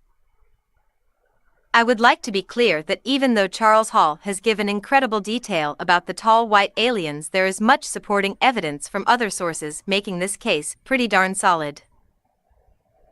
Here is another interesting bit of supporting evidence found by Tom Fox, who himself has seen the tall white near Indian Springs while camping in the desert and in Las Vegas. I will put his story below the other links I have been accumulating that show many people have been interacting with the TW over the years. George Lobuono said, I connected the dots on this one. Call Major Wilson had begun his duties at the Papoose Lake installation, still not knowing what existed 30 stories farther down. He had been well indoctrinated in top-secret work and knew all the consequences of keeping the nation's most guarded secrets. The past 6 years had been slow and boring, he recalls, and other than what he saw at Wright-Patterson AFB, he felt that he was in a vacuum going nowhere. He was sitting in his office at S4 mulling this over one. So if you're bored, you're going to make up stories, right? Yes, at the Papoose Lake installation. Still not. I got to use that button up there. So click on the page. It reads out where you click. Yeah, thanks, Jezba. Thanks for showing up. Who else we got out there? Shelly, still. Jezba, just got up. Coffee now. What's the time? Your afternoon sleeper, is it? What's that? No, early morning, wouldn't it be? Midnight. Yeah, for my shows, if time zones is a problem, if you want to watch the show, you best have a nana nap after dinner, ready for my show for late night. Unless you're in USA, I think it's like 3 o'clock over there or something, isn't it? And 5 PM, depending on what side you live on. America's quite big. I was playing with our dog, yeah, same age as Charlie, but all over black. Yep, okay. So I'll just carry on here. So yeah, not sure how you're going to believe this guy's story much. I reckon this is bigger. Let's see if we can shrink it down a bit. Let's see any activity in the comments then. Not knowing what existed 30 stories farther down. He had been well indoctrinated in top-secret work and knew all the consequences of keeping the nation's most guarded secrets. The past 6 years had been slow and boring, he recalls, and other than what he saw at Wright-Patterson AFB, he felt that he was in a vacuum going nowhere. He was sitting in his office at S4 mulling this over one morning, when a Lieutenant Colonel Bennett came in. He asked Wilson if he was busy, like he gave a damn, Wilson recalls, and said let's go. Wilson followed the lieutenant colonel, and they eventually wound up 2 stories down at the super-secret S4 UFO technology area. As they came out on a landing there, Wilson saw 8 different kinds of UFOs. There were intellectual-looking people Sounds all like over Bob the Lazar, area, doesn't it? whom he guessed were scientists. He glanced at Bennett, who cut off his implied question with a curt forget it. The colonel and the major went into a cubicle where there were about 20 officers and civilians sitting around. Wilson was startled when a woman came in who was at least 8 feet tall. There was not an ounce of excess fat on her body, he recalls. She wore a strange-looking jumpsuit, which had a *HI* pattern on the right side above the breastline. To this day Wilson recollects the details of this striking encounter. See, mine was never. The woman never like had that. finely chiseled features. Her blonde hair cascaded neatly past her shoulders. Her eyes were the bluest blue I'd ever seen. Somehow she was different. Little did I know then, how different. She sat a large crystal on the table, and without warning, her fingers began to glow as she ran them over this crystal. A 3D hologram began to form above it. I looked around the room and everyone's mouth was hanging open, and suddenly I noticed mine was, too. Little did I realize that at that moment my life would forever be changed. My past teachings slipped from me as I stared. My whole concept of life did a 180-degree turn as I watched the hologram, complete with sound, unfold the mysteries of the past and the present and of other worlds. Colonel Wilson related that among the scenes, which the female extraterrestrial's crystal hologram displayed for the assembled group, was the history of the Earth and of extraterrestrial involvement with it.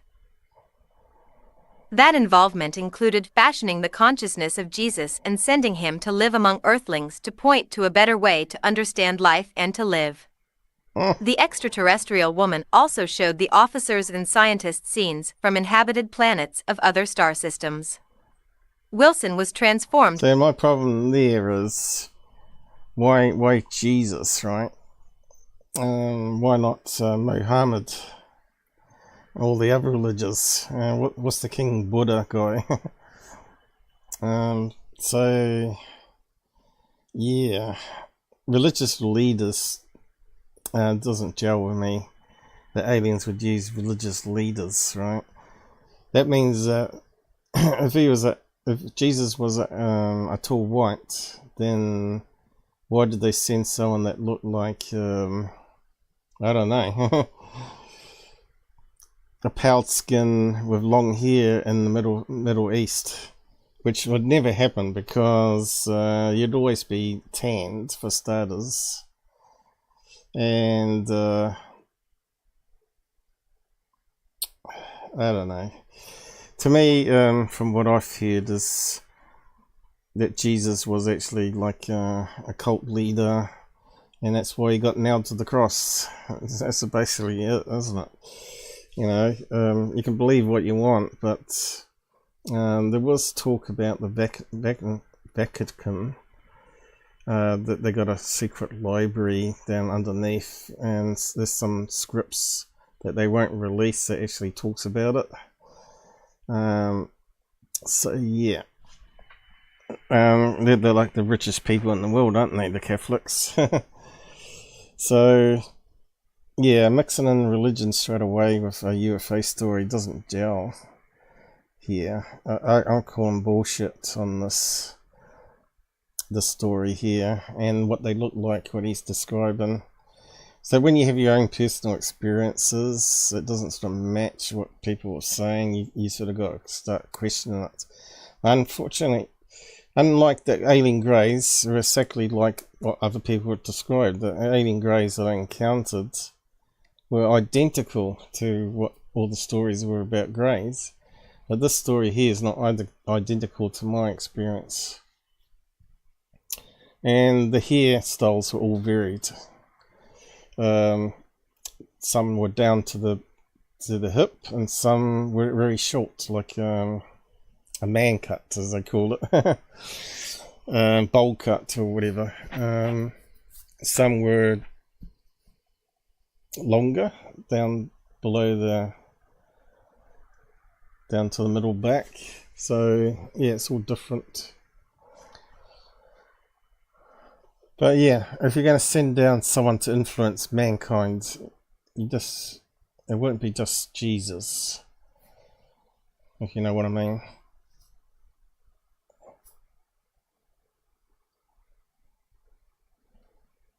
If it said a whole list of cult leaders, religious leaders, then that would make more sense. But anyway, let's carry on with the story. It's good to listen to these stories because we can start to see if someone's a wee bit Shelly, right? Transformed by this experience. When it was over, I knew that, whatever part one was to play in all of this, my life as I knew it had ended forever. I have run across cases that seem to be tall white cases on the internet. The many reports of tall whites, not just by Charles Hall, have not yet captured the imagination of the UFO community. Incidents. Hall, for example, describes one tall white female who wanted to kill a military serviceman who unknowingly had hit her child with a stone and broke the child's arm. The serviceman threw a stone at what he thought was a white dog stalking him around his hut based. Since the tall whites often stalked the servicemen, many servicemen thought they were wild animals and were quite frightened of them. The incident led to the tall white threatening the serviceman with death. See, the story there doesn't wash either. You know, if you had a hot blonde like that following you around, I think you could tell the difference between that and a dog. Unless he's trying to say they're skinwalkers now. Okay, and they should send this story to Skinwalker Ranch so they could put it into their show. Jasper's leaving. Enjoy your supper. See you later. See you later.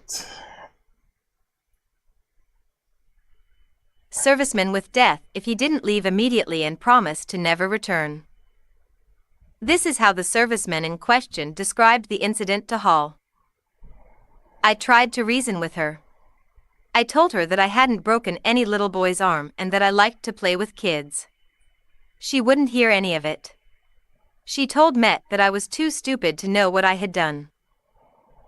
Then she told me that the American generals had asked that I be given one warning before she and her friends killed me. She said that this was the warning. She said that if I ever came back out to the ranges alone, their captain would kill me. Ross Coulheart and the other guys should hire her to get into Congress and tar and feather people.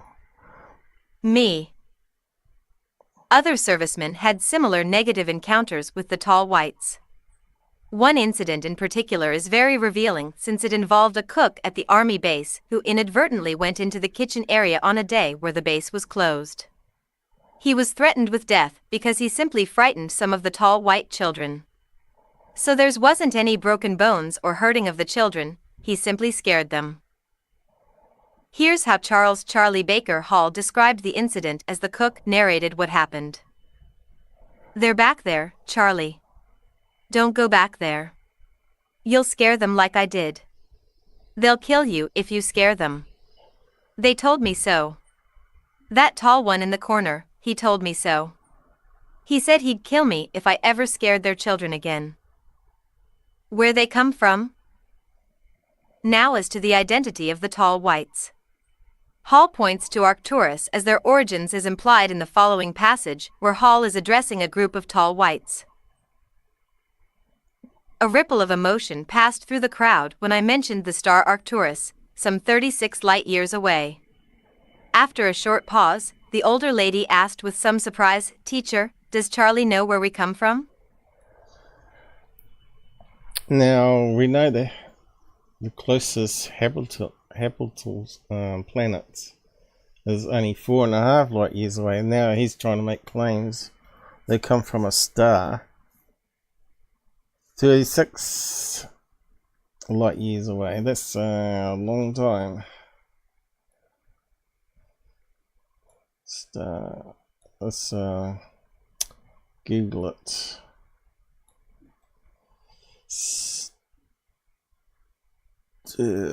Search. Probably uses that Bing, does it? I know it's got a Bing one underneath. Google. Okay. So they've got a picture of it, have they? Or was it just a rendering? Trying to click on it, it's not going.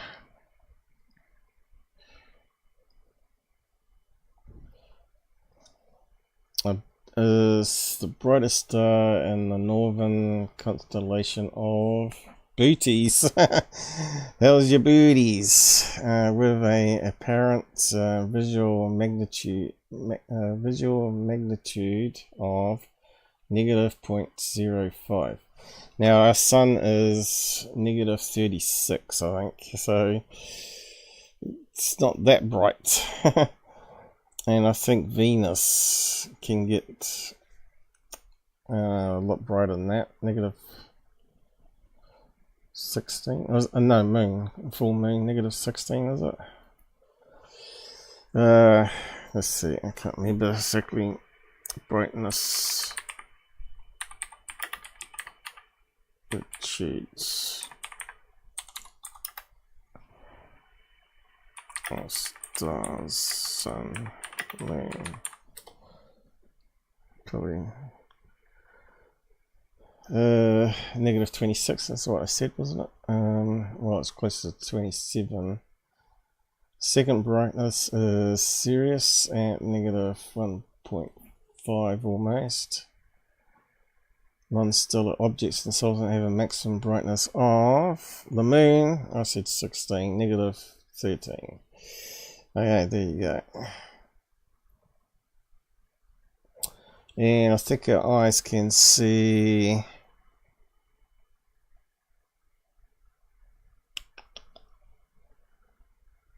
negative. I mean, 6. What was that? Eyes can see negative. No, 6. Yes, again the opposite direction in darkness. So there's not much of a scale. Brightness of stars humans can see. I'll just see what comes up.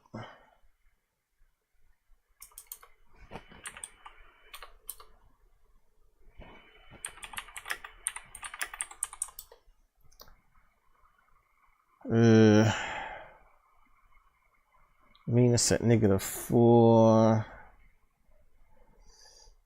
What magnetic star can a human eye see?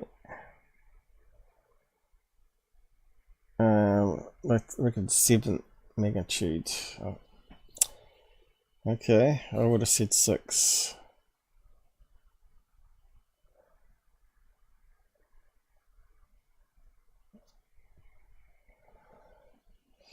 It's funny how they sort of goes backwards. You know, that's typical of scientists, I think. You know, you think the bigger number would make more sense and it goes negative as it gets darker, but it's actually the reverse.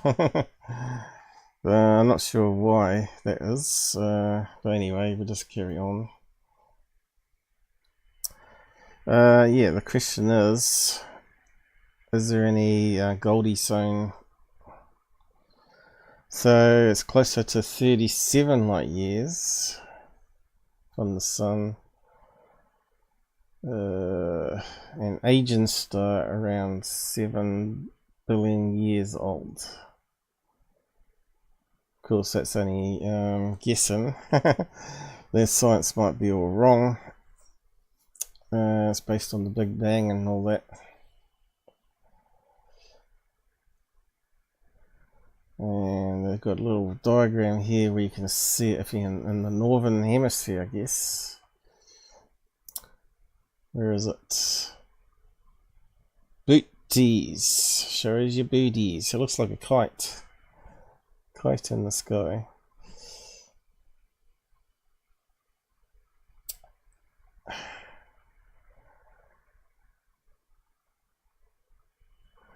Yes, so maybe you can refine that search and say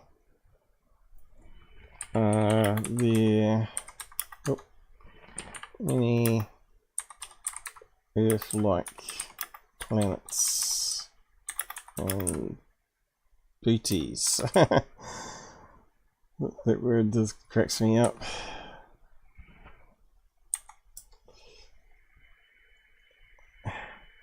I have to zoom in a bit because my eyes are not that great at the moment. I just have to try and get the right zoom level here. Here we go. Yes, there are at least 10 exoplanets known in the booties, but it's quite a fair distance away.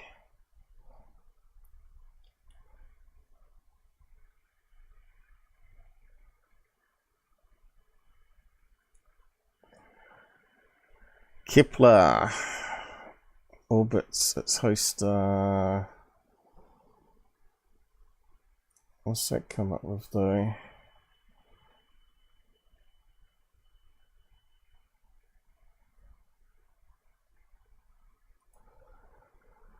Yeah, Proxima would have made more sense if they come from Proxima, because that's the closest to us. It's only 4 light years away, right? Orbit's an M-type star. Mass is 1.2 Earths. Super Earth. So there's a super Earth exoplanet. So that's would be the place I would have thought. If you're going to shill a story, you say they come from there. Okay, we've got some chats here. Oh, quite a lot happening on YouTube. What we got here? No, I'm not leaving. Oh, okay, you're just going to eat your dinner while you're listening. The natives taking their world back. Haha. Your race won't make it with the shaman king back. What the hell are you talking about? Oh dear, oh dear. Tar and feather. Haven't heard this saying in a while. Well, we just covered it tonight. Ross Coulheart was saying it. Excuse me, I got a tickle in the throat.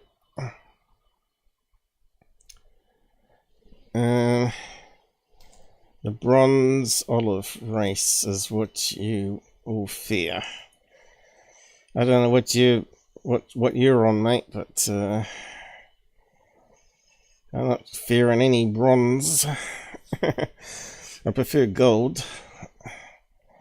The best made gods before hell. Oh, so we got a wackadoo in the side chat. Well, yes, never heard of this colour.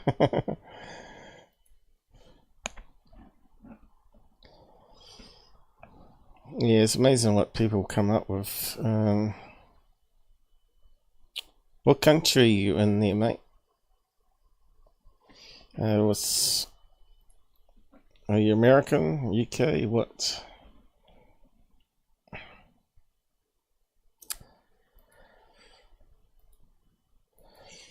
Well, who knows what alien races are out there though, but as far as I know, there hasn't been any mention about bronze aliens, unless they're in Australia getting bronze from sun worships and anyway, damn fruit.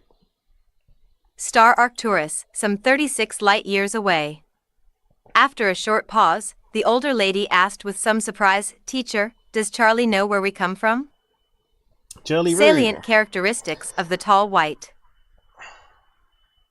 Hall has described these beings as tall, ranging upwards of 6 to 7 feet in height, and quite thin and frail. He said 8 The skin before. color is chalk white. They are physically different from us in several noticeable ways, yet the most important physical aspect is that they are humanoid, a fact that is filled with significance. Their lifespan is about 10 times ours. They do not age as we do, but after around 400 Earth years. I thought it was 300 years. 10 times ours would be 800 years then. Oh, what happened there? You screwed it up now. I've lost my place. Okay. Oh. We're down to here. So, yeah, these look very similar to what I saw as well. But not in one jumpsuits like that. Just wearing normal, high-classy clothes, really. But he's got more in one-piece suits. Unless that was like a uniform they would have when they're working, it certainly wouldn't blend in very well if they're walking on the streets like dressed like that, right? Yeah, got to watch out for the clicking. Charles Hall. Yeah, it's come back up the top. Charles Hall and tall white aliens. It's not perfect, this edge. It's pretty crappy, really. Where did we get to? We got down a fair way here. Yeah, got a fair distance, haven't we? I want to read from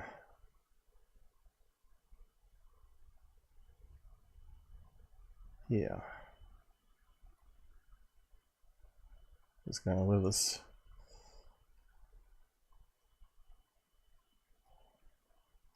Just thinking about it. Aliens. Right. July 29th. Let's do that.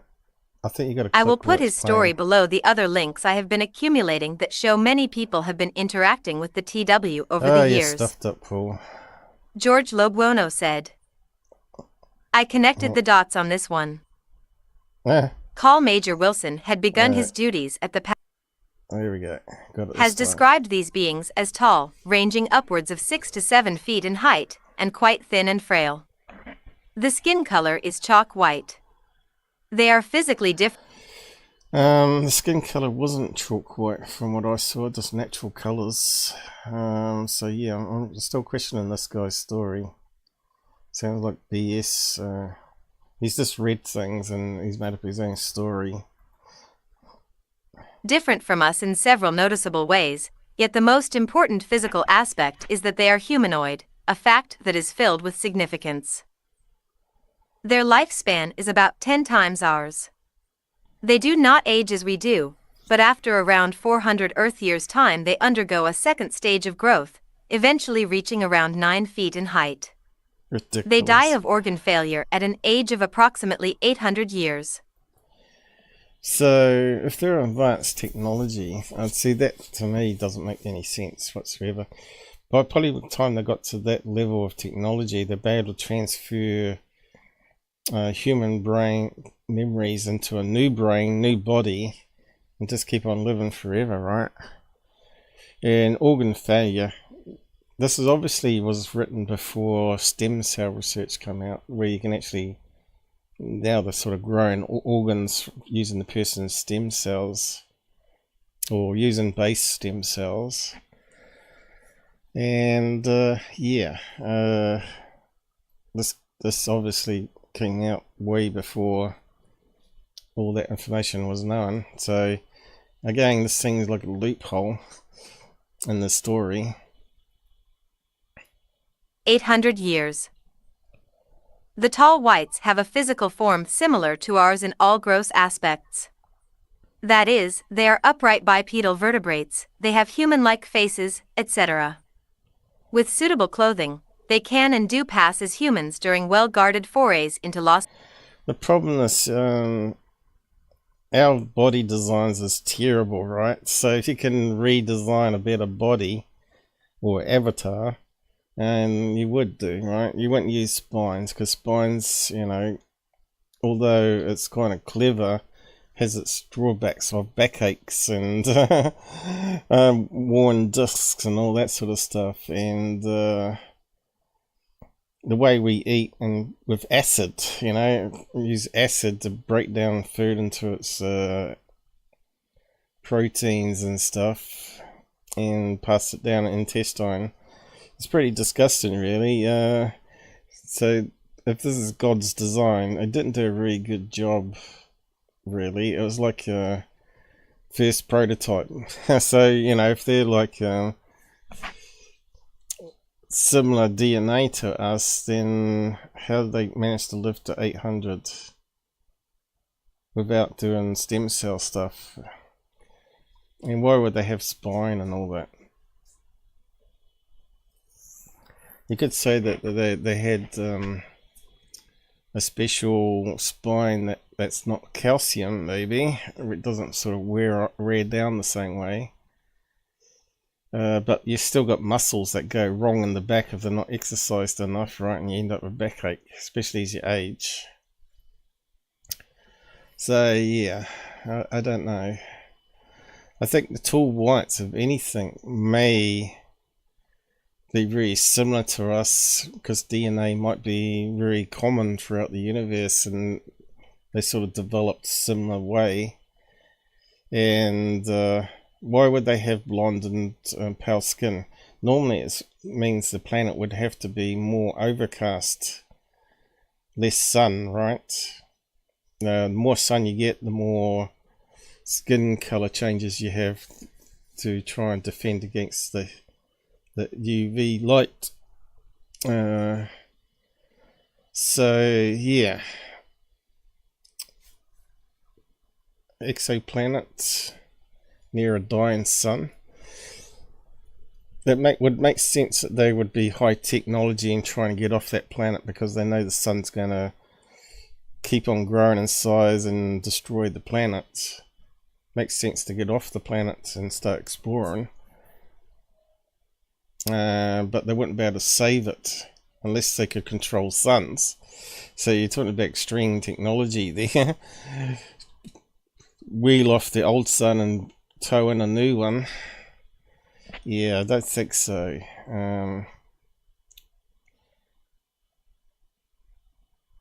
So maybe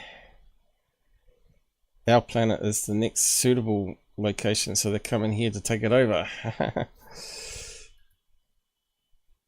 Las Vegas. The tall whites have the faculty of speech, but some of their speech sounds are outside the audible spectrum for humans. In other words, we can't hear the sounds. Normal speech sounds like a dog barking or a meadowlark singing. However, some tall whites can mimic human speech and in fact carry on normal conversations with humans. Some have demonstrated an ability to imitate specific humans so well that the imitation cannot be detected when used over a telephone. They also can use a device that projects speech so that it is heard by humans within their head.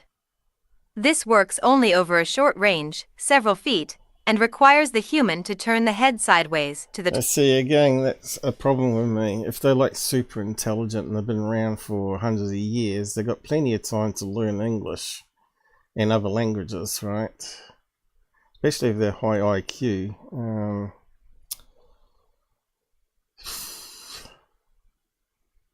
But we've sort of got that technology now where you can people can talk and you can translate it using your smartphone, so...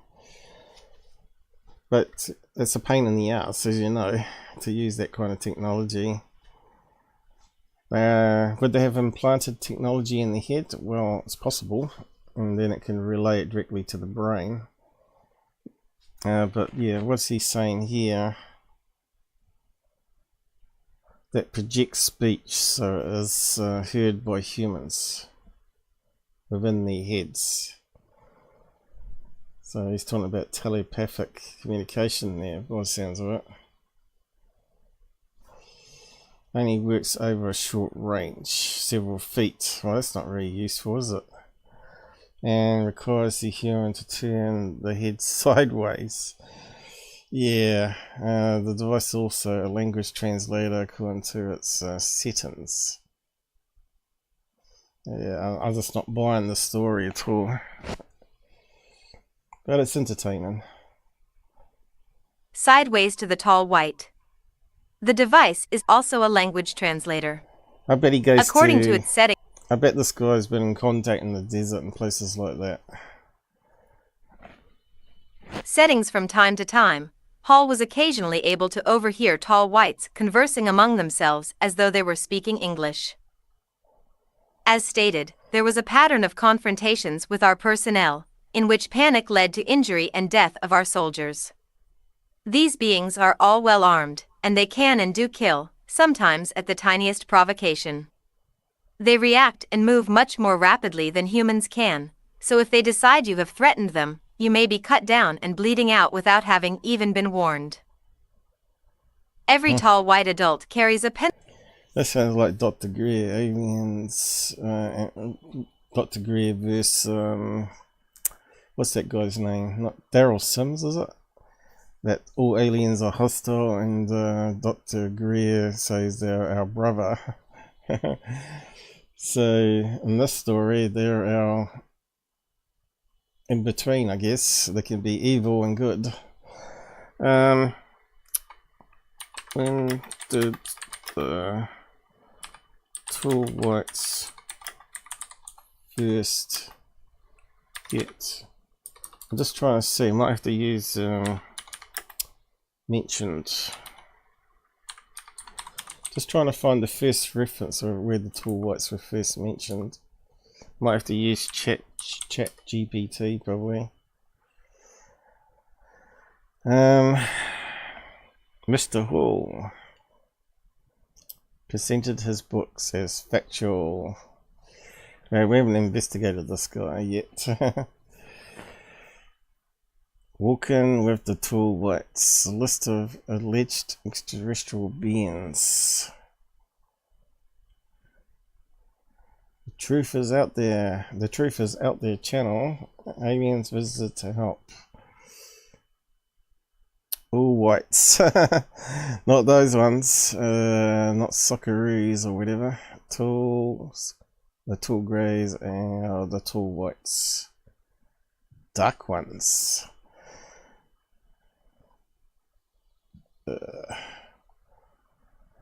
Let's see. Bing. Let's give it a try. I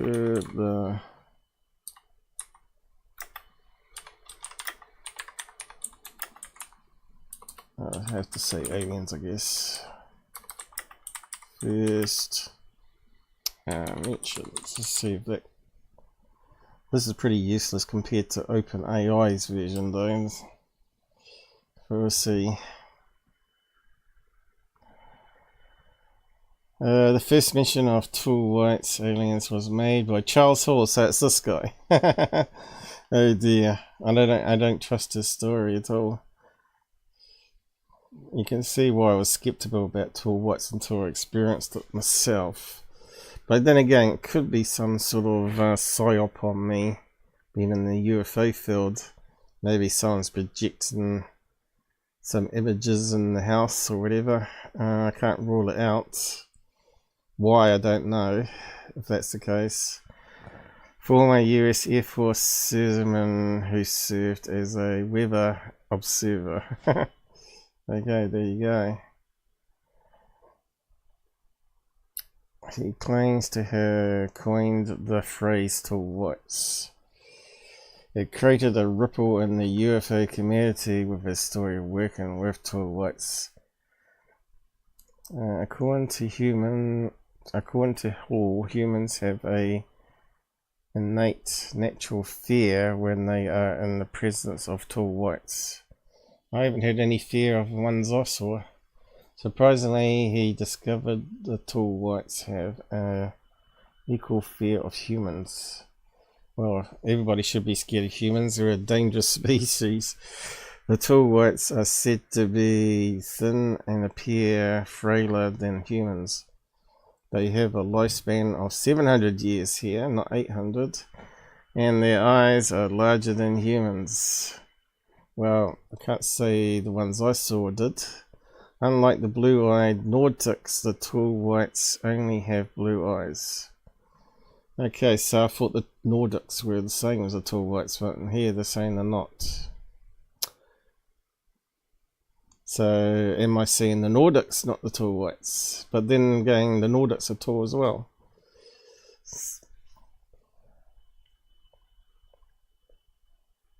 Okay. Only blue eyes when they are children. When the male mature, become adults, their eyes turn pink. Until the age of 40, the tall whites, well, that can't be the ones I saw then. They had normal eyes. I'm not sure what colour they were if it was too far away to see, but the tall whites are around 5'11", begin to grow, blah blah blah. Okay, so let's narrow it down.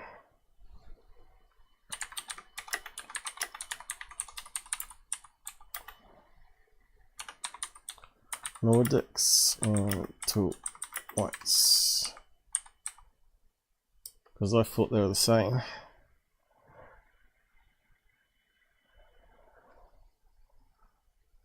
The tall whites. Okay, here we go. The tall whites are two different types of extraterrestrial beings that have been described in ufology. According to Charlie claims to have worked where it's repeating the same crap again. On the other hand, the Nordics are described as tall blonde humanoids with blue eyes.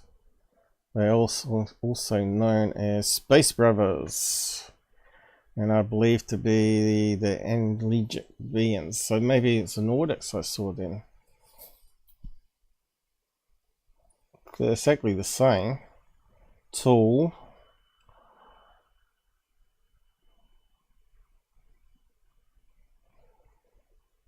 Well, at least we're learning new stuff anyway.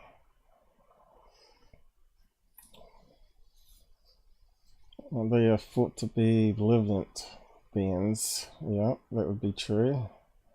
So it must be Nordics I've had a thing with them.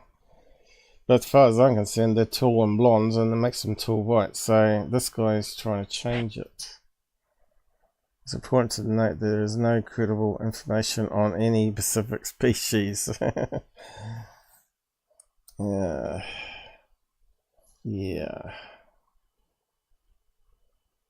So first I've heard that sort of mentioned. Does well I did that. Did you guys know that?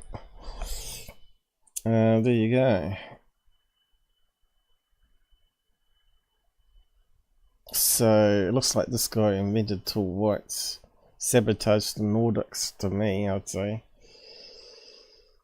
So the thing is, the Germans believed in the Nordics, right? Okay, that'd be another good question to ask. So it was searching lots of web pages. When was the term Nordic aliens first mentioned? So I think he's based it off this. Sabotaged Nordics were his tall white stuff. That's the case.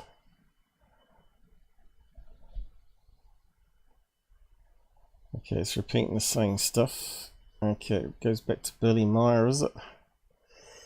No, I think it goes back to Germans. The term Nordic aliens was not coined until 1980s. Although most encounters with these beings supposedly happened in the 1950s before they were referred to as Space Brothers and Tall Whites. There you go, that's where the confusion is. According to some ufologists, Billy Meyer, a Swedish alien contactee who's the biggest shill ever, is an originator of Nordic alien mythology. Meyer claims that the Nordic aliens... No, he just read a lot of books. So it goes back to the 1950s. It's got to be wartime. Where it's come from, I reckon. From Aryans. It's got to be linked to Aryans, right? That's described as tall blondes, yeah, blah blah blah blah. So they are called tall whites as well. Talk about confusion. I suppose it depends what website you go to. Meyer claims Nordic aliens are from Pleiades, and that has his first contact with them. And as we researched, Pleiades doesn't have any exoplanets around it whatsoever. Let's just type it in there, just to see if the AI will let us. How do you spell it? Pleiades. Is that spelled right? Have any exoplanets?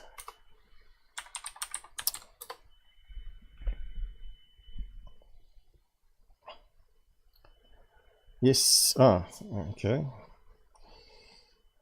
Maybe I was thinking of Sirius. I think Sirius doesn't have it.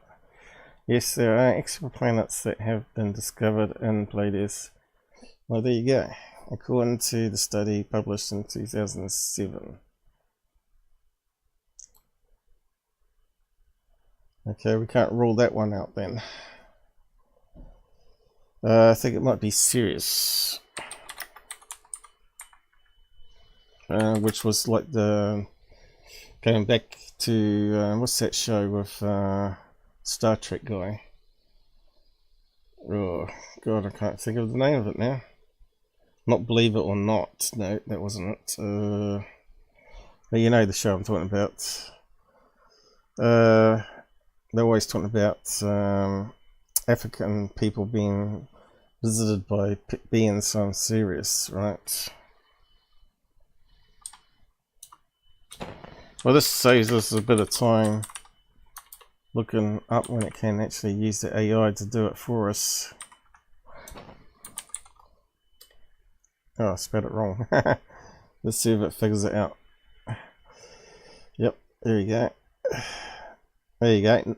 That's I was thinking of Sirius. According to a study published in 2021, which is recent, no exoplanets have been discovered orbiting Sirius.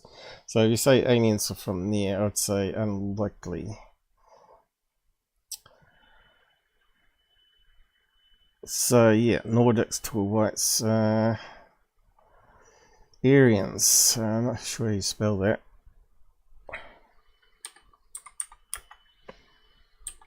Aryans, is it? Race. Germany. Germans. Can't say the N word, can I? Related to Nordics. Because it makes sense they would be. The Aryan race is obsolete. Okay, let's have a read what they're saying here. Obsolete historical race concept that emerged in the late 19th century describe people who descend from Proto-Indo-Europeans as a racial grouping. Nazis viewed Germans as a direct descendant of the original Aryans that they believe once occupied ancient India, migrated west into what is now Germany. And on the other hand, the Nordic aliens are a type of extraterrestrial beings that have been described in ufology, UFO community. They are often associated with spiritual growth and love, an act of protectors for their experiences. Yeah, I don't know. I think someone's got the idea of Nordic aliens going back to the Nazi days. See, they're talking about a region. So could the aliens have been here a long time? They could have been, right? And they could have migrated. Because you hear about aliens first in Africa, right? The Series B things. But there was we sort of looked at that case where they claimed that they had alien contact and they do these crazy dances. Turned out that they may have been influenced by a story from a priest that visited them beforehand. So, and they just saw this stranger, the white man, come into the community as a god. With obviously you've had matches or stuff and mirrors and stuff that they've never seen before with magic. So yeah, that story's a bit bunk. I think I have covered it in live shows in the past, years ago. But that's another one that's promoted on documentaries, UFO shows, quite a lot. So I always thought maybe Nordic aliens was related to the Aryan race. Certainly was put in Raiders of the Lost Ark, wasn't it? Sort of made it more alien ET-like. Anyway, getting back to this Charles Hall, we'll just carry on.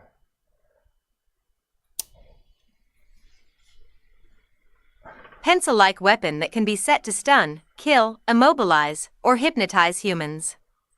It can also administer severe pain, and they frequently use it to discipline people who act in ways that annoy, frighten, or endanger them.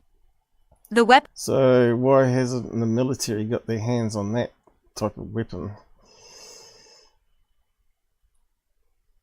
Weapons' actions and effects are accomplished by varying the frequency of focused microwaves to interact with specific ions in the human body.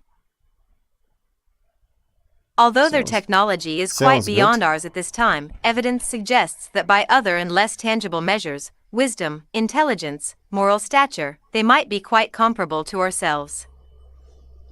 Among the interesting matching characteristics of the tall whites and the Imdugud.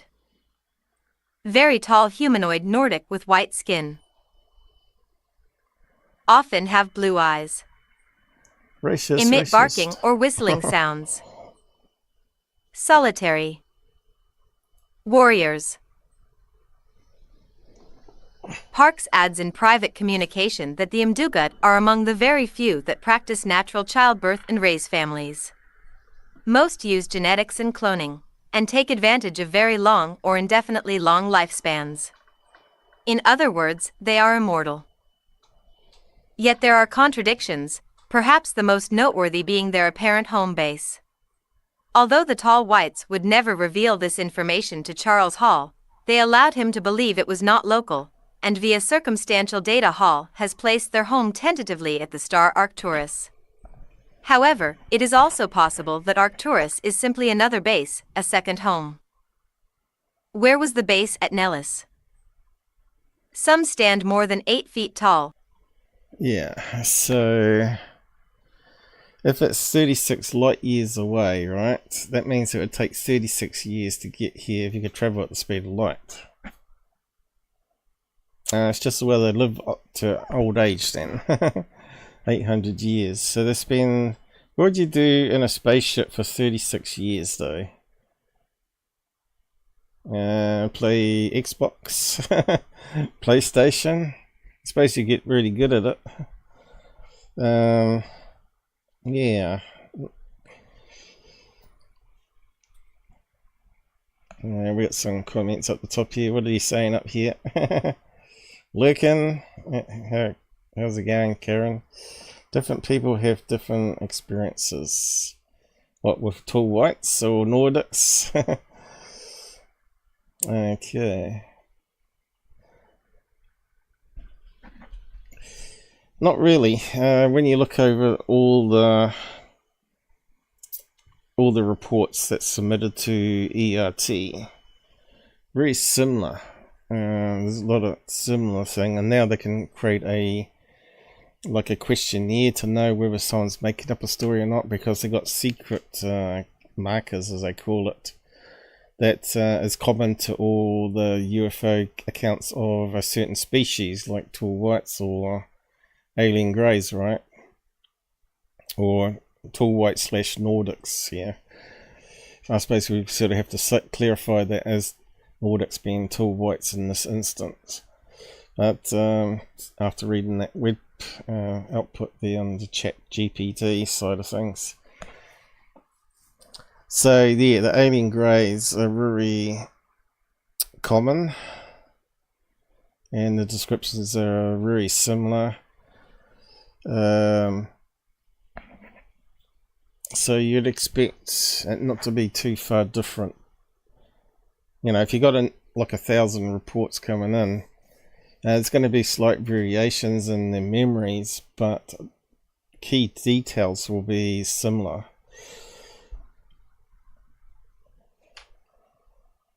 But like I said, I was very skeptical 8 years ago, but since I've had some strange stuff happen in this house, I've become less skeptical about it. But now I can sort of have experiences when I hear someone else's claims, like Bledsoe. I know they're bullshitting. It's a shame that everybody can't experience the same thing, really, but I think there must be a reason why they select people, why they selected me. Maybe they just like to get convert some of the skeptics over that they actually have technical skills maybe to try and counteract the misinformation out there. That's what I believe. So I'm actually doing that, right? Secure Team pretty much destroyed, exposing all his lies and fakes that he made, and the third phase for sure. But there's still going to be 20,000 idiots that watch them and fund them, right? Jasper, Babelfish device. Yeah, Hitchhiker Guide to the Galaxy, great TV series. The early one was the stupid pop-up annoys me. So what's it say there? Not buying it. Yeah. I think he's just heard the Billy Meyer story and modified it for his own means there. There's a lot of things he's talked about there, the S4, which we know doesn't exist. Not where Bob Lazar said it was. But there are places in Area 51 called S4, like Site 4, Shaft 4, you know, they had a lot of mining there. So there are obviously sections 54 and different other numbers as well. Instead of calling it Department 4, they can call it Section 4. So it makes sense that there will be that terminology that they would use, especially in military. Oh, you go to S1, you go to S2, or you go to S4. I think I covered it before. I think there was some mention of S4 in a document that we come across. That's probably where Bob Lazar got the terminology from. It's not out of this world, people using Xbox controllers to control vehicles.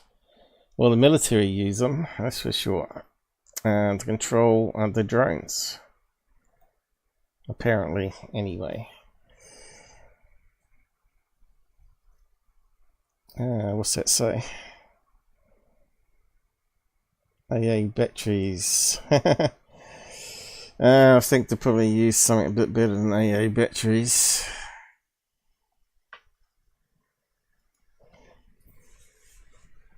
Tall, run 40 miles per hour and live 800 years. They speak They like can a run dog barking 40 or a bird miles per chirping. hour. Right? 40 miles an hour. What is the fastest person that can run at the moment?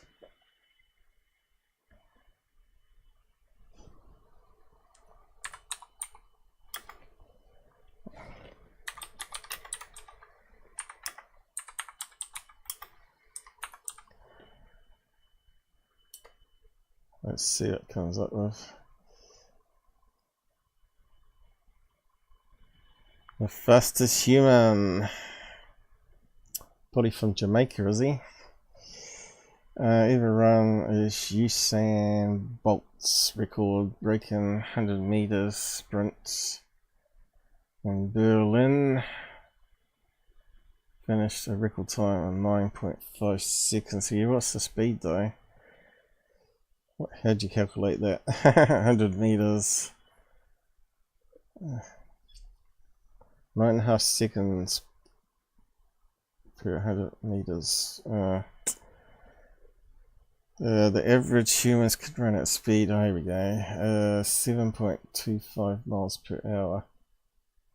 Not 40. However, humans could theoretically run up to 40 miles per hour, okay. But in practice, even with the most advanced and audacious technology available, humans currently top out at 28 miles per hour. So, yeah, I'm just wondering if he's got the information from the web somewhere. It must be out there on science papers. So the maximum speed is 40 miles per hour, which is funny. It's in his story. Alright, let's just carry on. Write similar to Egyptian hieroglyphics and have learned English quite easily. They have large blue eyes that wrap part way around their heads, small noses and tiny ears pressed tight to their scalps. Well, that's not Nordics. Their thumbs are small with 4 long slender whites fingers and 2 claw-like appendages instead of fingernails. They all have thin, straight blonde hair, usually worn short, and the women can be distinguished by a feminine-looking short cut. Their hips are shaped like ours, but they walk quite differently since they are used to a stronger gravity pull. They typically can be seen wearing aluminized chalk white jumpsuits resembling a canvas-like fabric with gloves of the same material and an open white motorcycle helmet. What's unusual is the suit emits a 3-inch field of white fluorescent light, the intensity varying from... So it sounds to me like he's taken bits and pieces that he's read and put it into a new story to me here. And he sabotaged the Nordic tall whites into his own tall whites. So he could rewrite it any way he wants and counteract all the debunking of it, I suppose. Why not just go with something a wee bit more creative if you're going to fake a story? Why go with tall whites? You have to come up with something better than that. What could you say? Tall... you can't use the bad word Aryan anymore, so tall, you can't use Nordic, so it has to be something different. Why even use tall? Just come up with another species name, you know, it would have made more sense.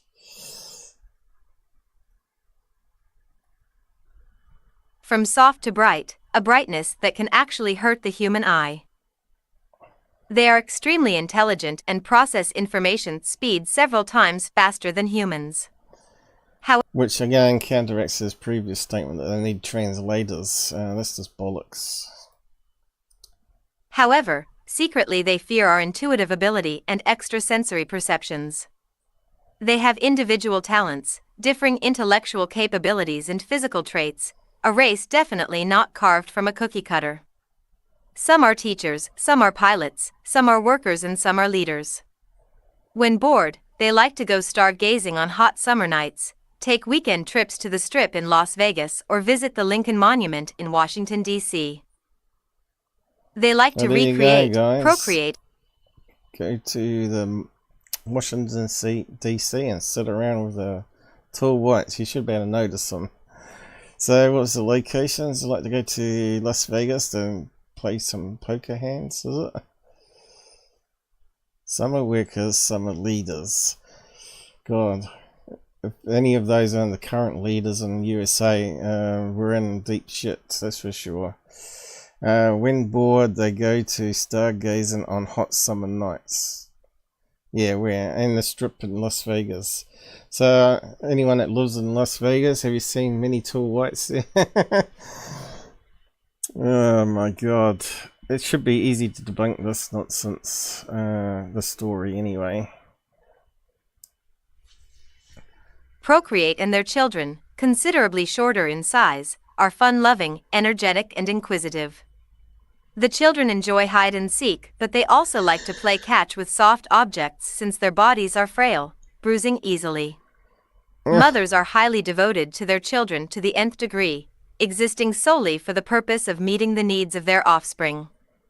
They believe in a tit-for-tat system, believe their word is their bond, and place a special importance on honoring agreements, especially verbal or written. However, it is unknown whether they believe in God per se or form religions to advance their beliefs. Why not? Why haven't they told us by now? Although they are highly individualistic, one similar characteristic is they all have... Now, I read that they believe the universe is God, and that makes more sense to me. But he's saying they haven't said. So, is it the Nordics now that said that? Or now we got some confusion about the term tall whites because of this guy. But yeah, maybe it's the Nordics that said the universe is God, and the universe creates everything. That kind of makes more sense to me than a humanoid being the boss of everything, right? Made in his image. Well, we know we're born from the atoms within stars, right?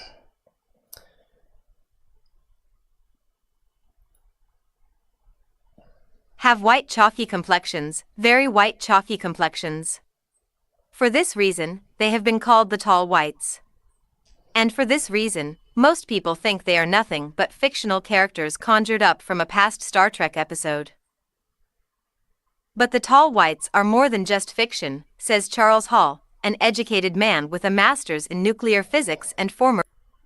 That's a good question to ask, actually. But the tall whites are more than just fiction, says Charles Hall, an educated... Let's type that in. With the tall white aliens and Star Trek, because maybe that's where he's got the idea from.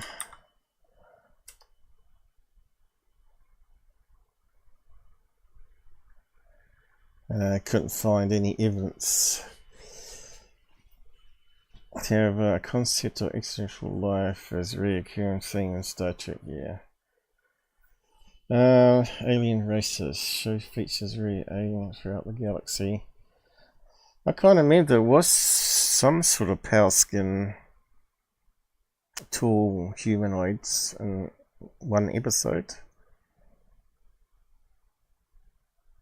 Anyone know a Star Trek fan that would know for sure? Because that would be probably where he probably got the idea from. When was Star Trek around? 1970s or 60s?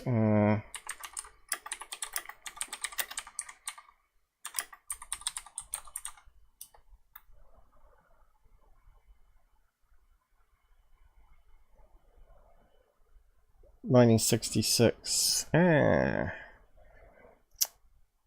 Near the time that I was born, or around the time anyway. I won't say exactly, but yeah, I remember seeing that on TV. Lost in Space was the first one. A wooden box that we had with a cafe ray tube in it. Lost in Space was like the first sci-fi on our screens in New Zealand anyway. And then I think Star Trek followed after that. And then people stopped watching Lost in Space because it was sort of stupid. The early one. Mr. Smith.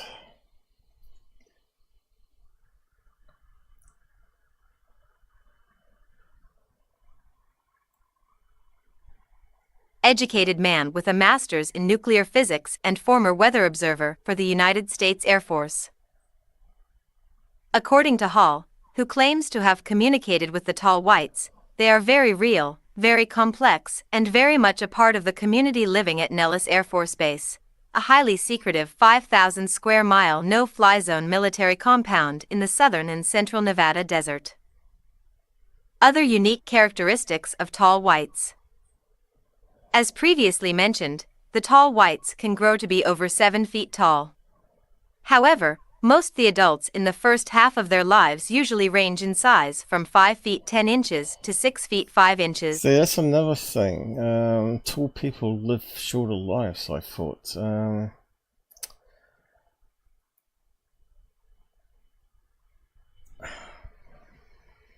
Do tall people live longer?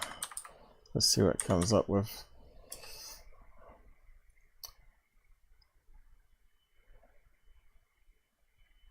Let's see. Not a simple answer then. According to a study published in ABC News, taller people tend to live longer because of economic and health reasons. But even among people of the same social class, tall people still do better than shorter ones. Now, is that why the little short females always go for the tall guys? Leading researchers to believe that their nutritional deficiencies or disease early in life, both of which can influence growth, determine later health. However, often studies have claimed that shorter people can actually live longer. That's what I always thought, than tall people. One study conducted in 2012 found that on average short people live 5 years less than tall people. Okay, that's something new that I never knew. The study explored how long tall people lived and found the height is strongly correlated with longevity. Taller people are more likely to live longer lives. So that information was known back in 2012 then, so he could have got the information. When did he first come out? Did it mention what year he started the Tall Whites thing? I think it was our first question. 1960s, was it? Or was it 20s? Let's just ask again. I think we only limited of 30 questions here. So, when did Paul come out about Tall Whites? Tall White aliens, I'll just say that.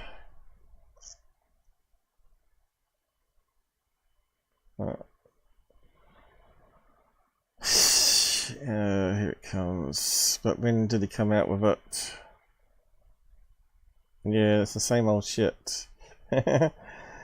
Was the year number?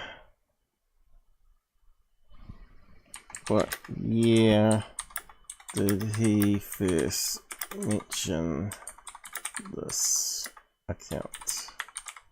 Let's see if it's clever enough to carry on.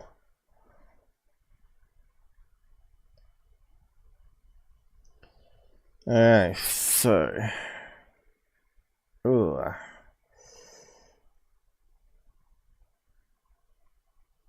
I think 2002 was mentioned.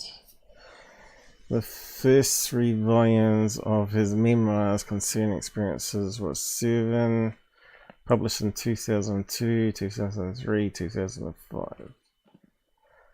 So there we got a timeline. So this information have to be before then. So this one for 2012 he wouldn't have known about. Does that justify his story about taller people living longer?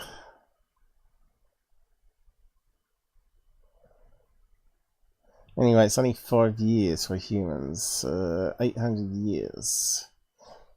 Let's see.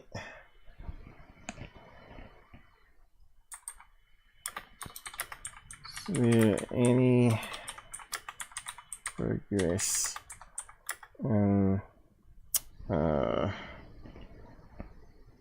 research on making humans live longer?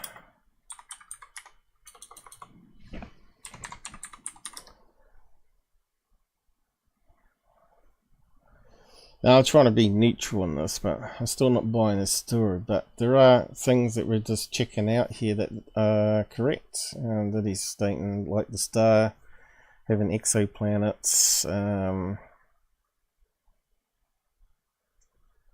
their long life, being tall. And what's the other things that matched up? Yes, there are ongoing research extending human lifespan. One promising area of research is biological engineering. Another way to increase life is by adopting a healthier lifestyle. Study of large groups of ordinary people show that keeping the weight off. That's a damn shame that no McDonald's there. No smoking. Well, I'm okay on that one. Restricting alcohol Oh, I sort of got that one now, but it's probably a bit too late. To moderate amounts and eating at least 5 servings of fruit. Well, I do eat a bit of fruit. Not too much on veggies myself, but we do eat some. Can increase your lifespan expectancy by 7 to 14 years. Well, there you go, guys. Give up the smoking. And the weed, if you can. But yeah, I know it's very addictive. My mum smoked since the age of 14 and it shows. But anyway, we must be getting near the end of this.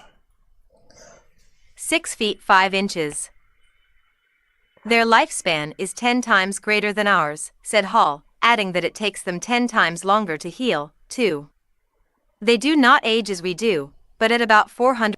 Why would they take 10 times longer to heal? See, that seems wrong as well to me there.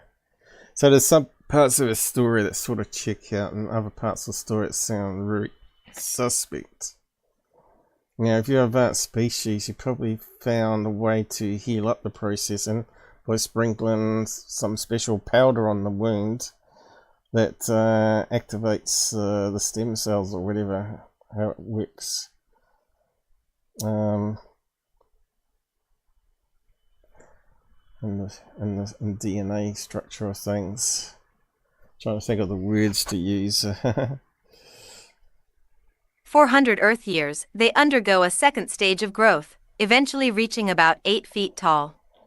They then die of organ failure at an age of approximately 800 years. So they're repeating Since on their planet, days are longer, so are they sleeping patterns, usually staying awake for 2 Earth days and then followed by sleeping the same amount of time.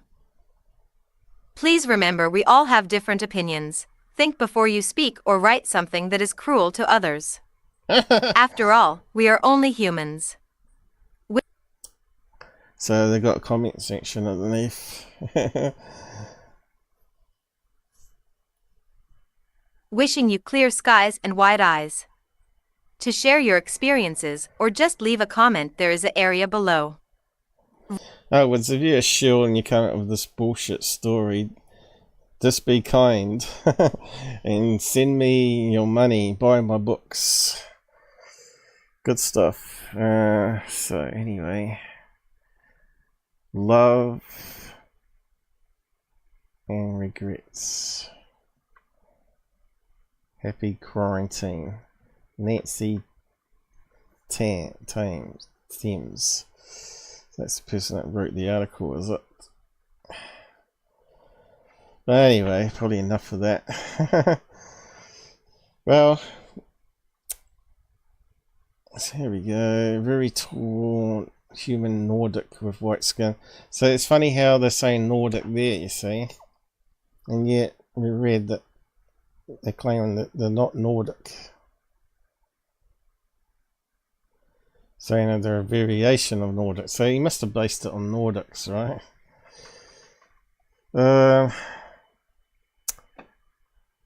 What was it? When did the year come out of Nordics? Can't remember now.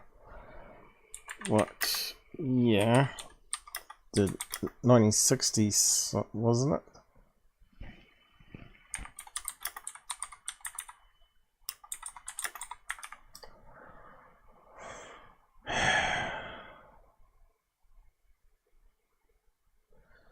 Uh, 1980s, right.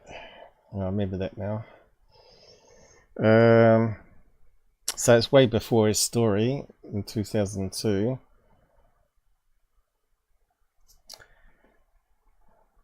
Okay. Looks like that chat thing comes in really handy, doesn't it?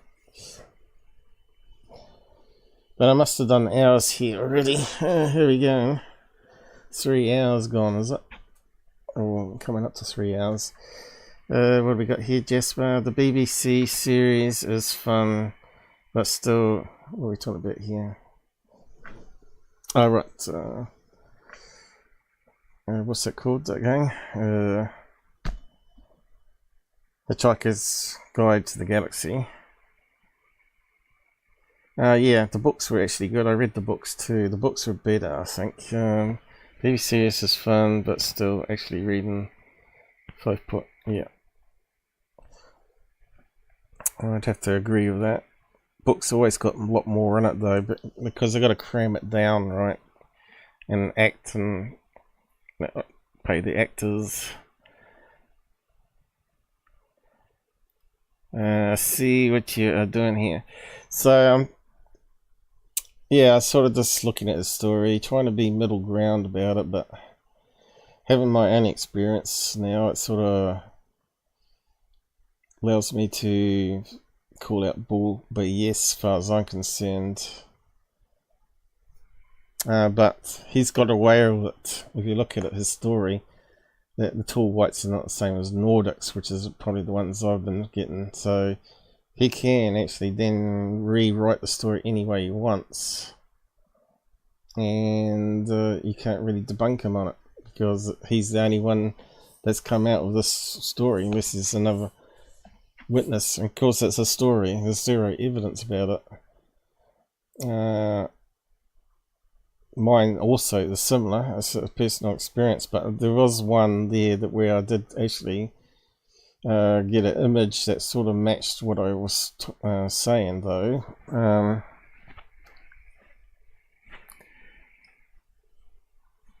But yeah, aliens make it hard to capture them. As you know, they keep taking out cameras. Amount of technical problems I have in this house trying to keep it running, routers and power supplies going. Yeah, it's like a strange area. Maybe it's this abnormal radiation here or something, but again, the radiation meter was reading normal levels, so I don't know. Microwave energy, maybe? I don't know. It's kind of weird. The amount of problems I have and things I have to keep fixing. But yeah, I'll post this link to that story. There's a YouTube, looks like a video there. But yeah, I don't believe this guy. I would have to get him in front and interview him and actually just watch his body movements.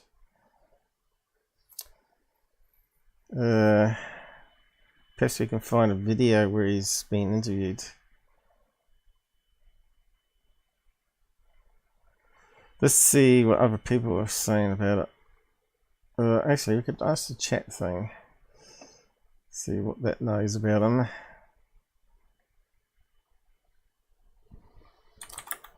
Charles Hall been exposed as fraud. See if it carries on. I should have said has. Anyway, let's see what it says. There are some people who believe that Charles Hall's claims were working with tall whites aliens are fraudulent. In fact, some have gone as far to call him a hoaxer and a shill. However, others believe that his story is credible and that he has provided evidence to support his claims. What evidence, though? It's important to note that there is no conclusive evidence to prove or disprove Hall's claims. Well, here they said there's no conclusive evidence. So what evidence are they claiming?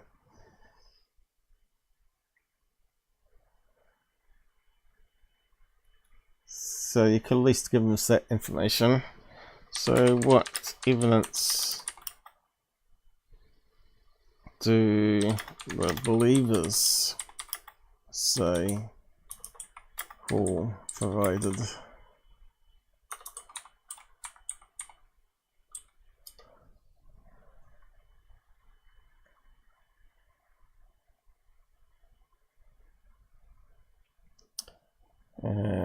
Okay, there are some people who believe Charles Hall's claims. We can let's repeat the same thing, isn't it? Stupid AI. Unfortunately, I could not find any specific details. So just make a statement, but no specific details. Let's see what we can find.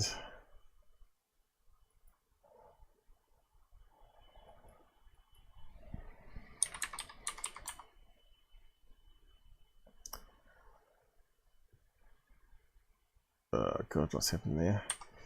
Charles Tall Whites debunked. Well, there have to be other military people that would back up his claims. That'd be maybe a wee bit way more to believe his story. Let's see what comes up with that one.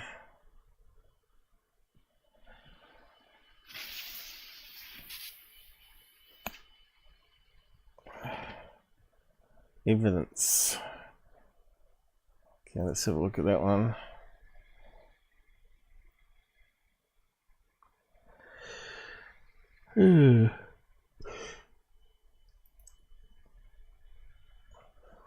What's going on here?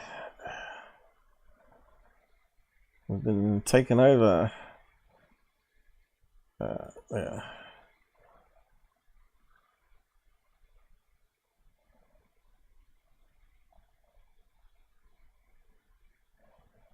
Even, yeah, but what's the evidence he's got?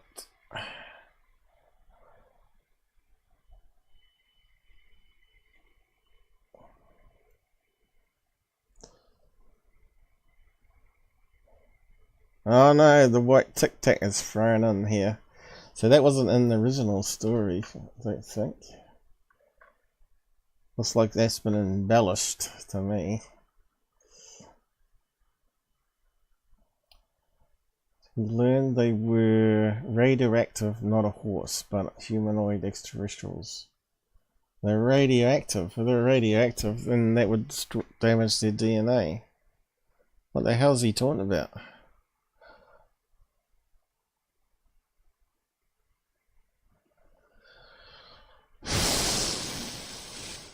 Bright suits. Allow them to float. That's been added on, hasn't it? It wasn't in that first breakdown.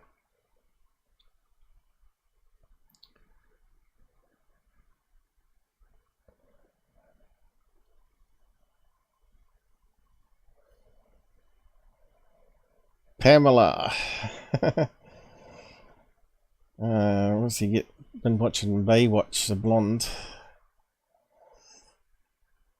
Could come up with a better name than that. Battlestar Galactica is mentioned here. I never thought about that one. That came out in the 80s, wasn't it? Star Trek, Star Wars.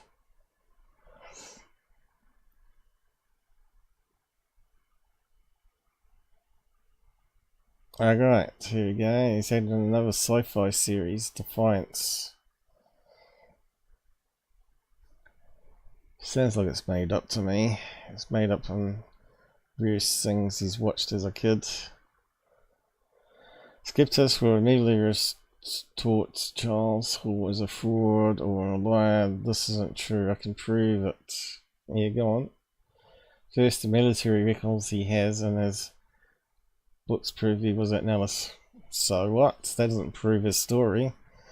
And was in the military doing some sort he claimed he did. So what? Again, read the books yourself and determine this yourself. He wasn't lying about that, no. So his surface record speaks for itself. He was stationed. So what?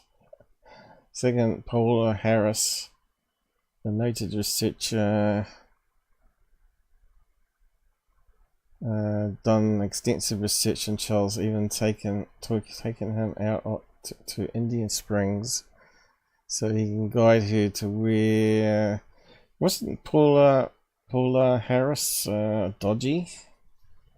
Her name rings a bell. Many describe him as intelligent, likes to play chess. So it doesn't prove anything. Key parts of the story, like the building of an underground spaceport for the Tall Whites, are documented in newspaper articles of the time. According to the article, around, well, that's where he got his information from. Around $300 million was spent. $3 billion today. That doesn't prove anything.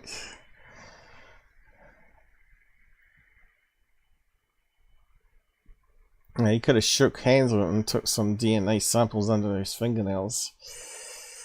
Was that the one that researched with, what's her name?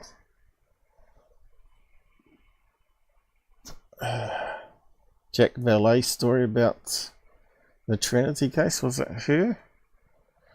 But if so, then you can't believe anything that girl's done, because he's a bad researcher. If that's the case. Have I got the right one?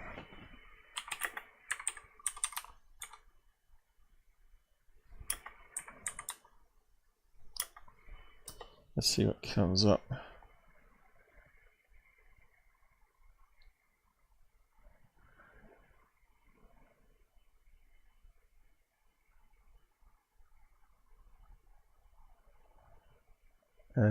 Nick Pope. Yeah.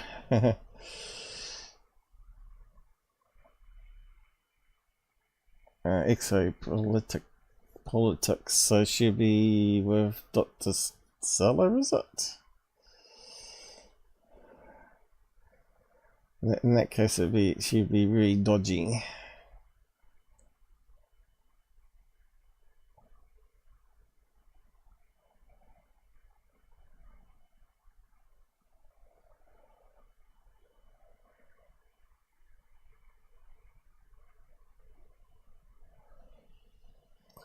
Was that the one with Trinity? Let me just type that in.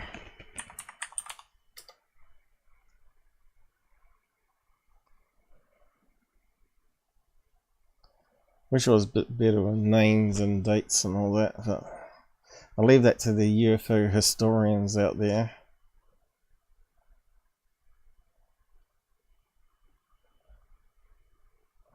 Let's have a look. We know this is a fake story, and Jack Valet. Yeah, alright. First name's the same. That's her, isn't it?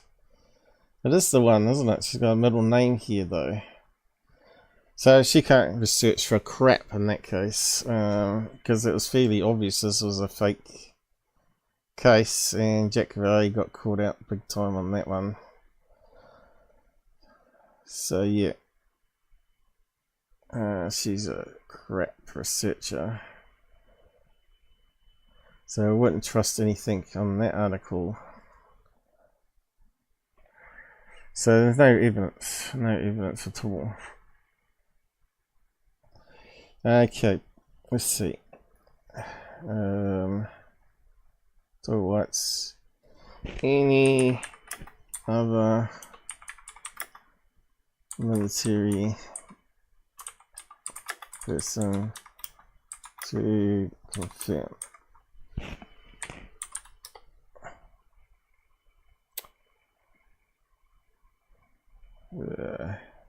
It's giving us the same list again.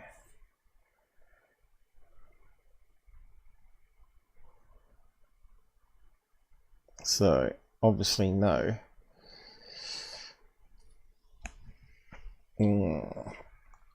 So we had Good and also Wilcox added into that. We'd know it would be certainly a made-up story, because they've been caught out big time with their bullshit. So yeah,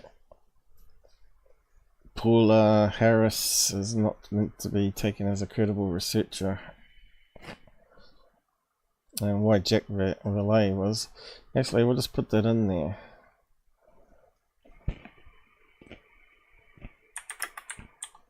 Let's see what comes up.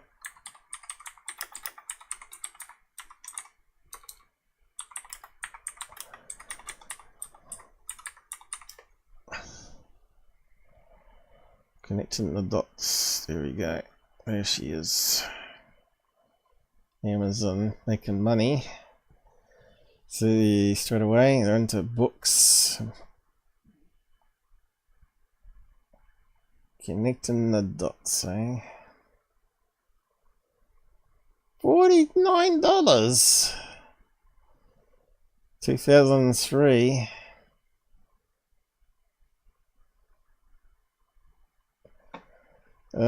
I'm in the wrong business. I mean, I should be not doing YouTube channels, giving everything free, and I should be. Oh, there's yes. Stargates. What are the cobblers? Wow, look at the price of them. Crazy. That's a good grift. 256 pages of garbage. New Age religion. Yeah, that sounds like it. Spirit guides. So let's have a look at the reviews. That would be funny. So we got a fan, a cult. Not Michael Shermer though, but Michael Shearer.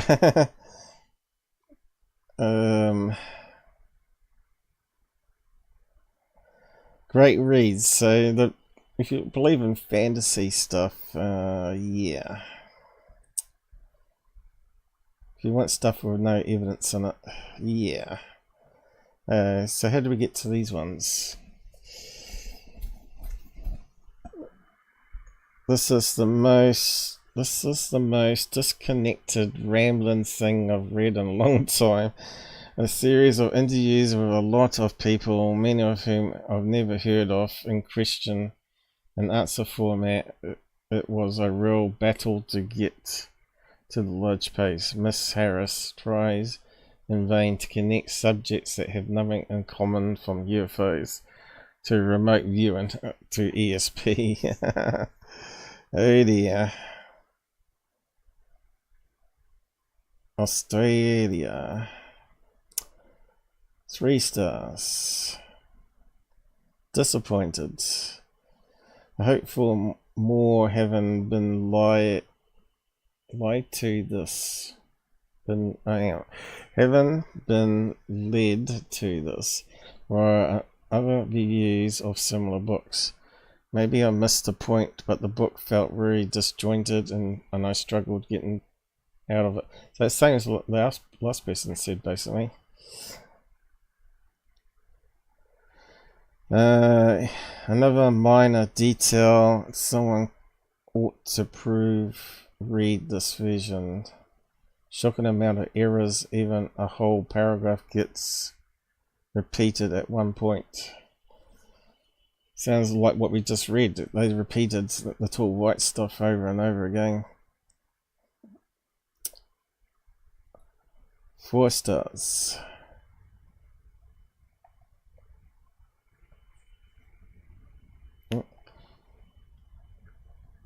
Unyielding reporter and researcher of UFO.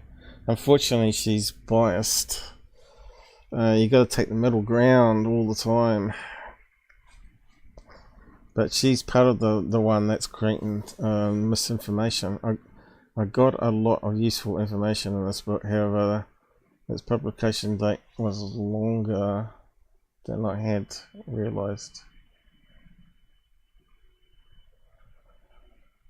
About halfway through, nice book though. Some of the interviews aren't very long or thorough, I think it means. And some are more so. Great if you're new to the stuff and trying to get to know who is who. I don't think so. I think it's going to create more zombie cult members that buy up third face stuff and join security. It's only going to create more money for grifters.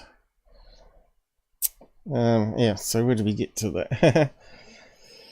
I feel my bladder needs to be emptied again. Yeah, let me just see if I can get my eyes focused on this one. What do we got here, Jasper? I can't quite read it. I wish I could see it the same way you do. These guys see it. I can only see that in the final edit.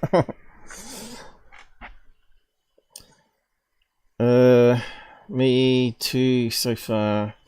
Well, I'm actually setting up an e-commerce website for my landlord while listening. Okay.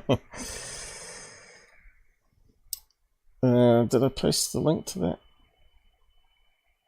I can't remember now. I'll just post a link to it anyway, since we used it and we transformed it. Horse story.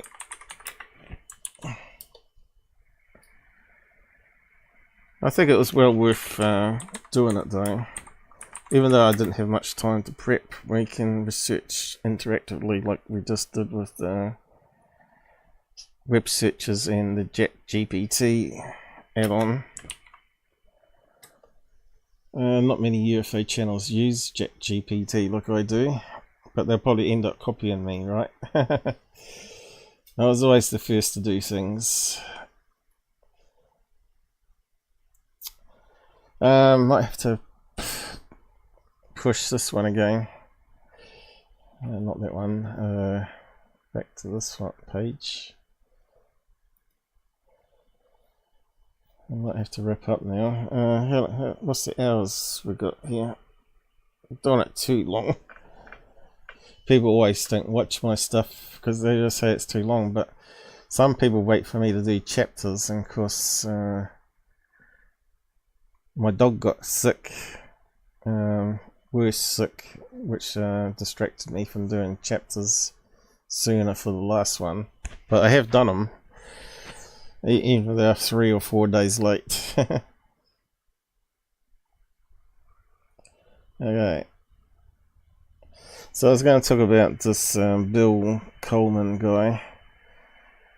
Again, I might push it, because that one might drag on a bit.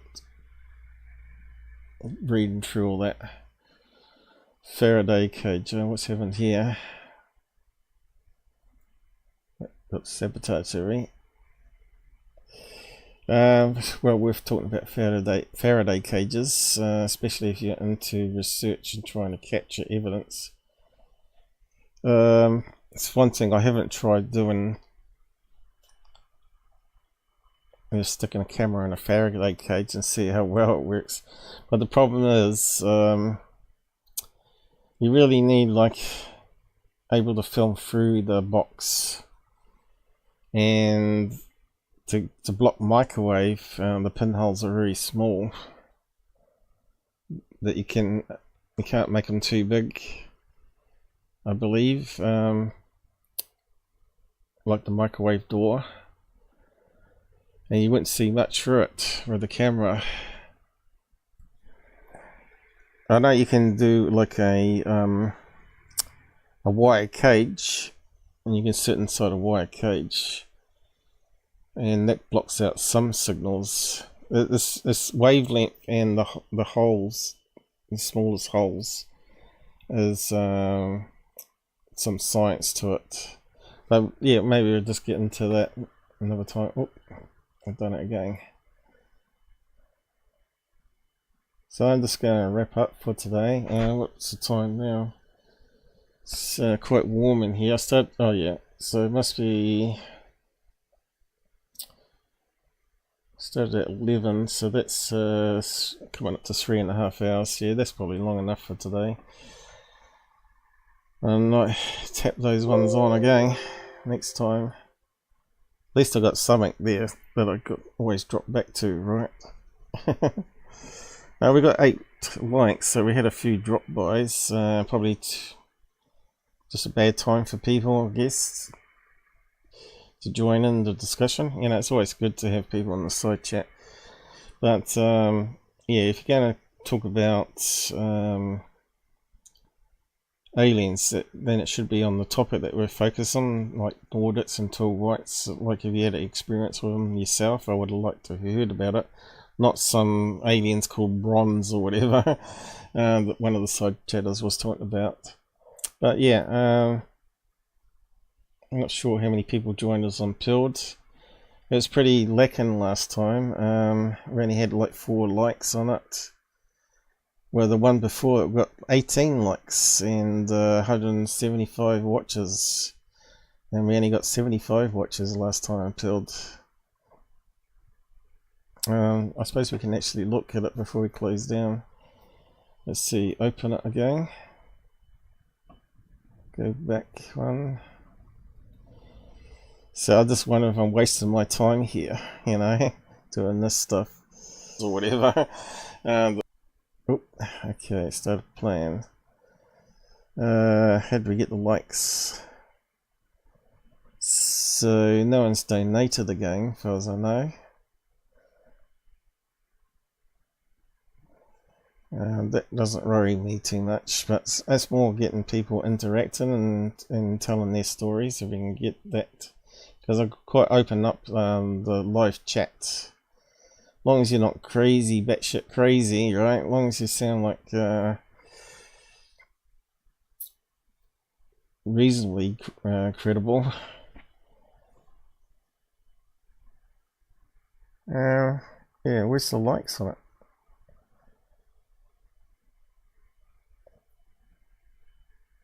How do we get rid of that shit down there?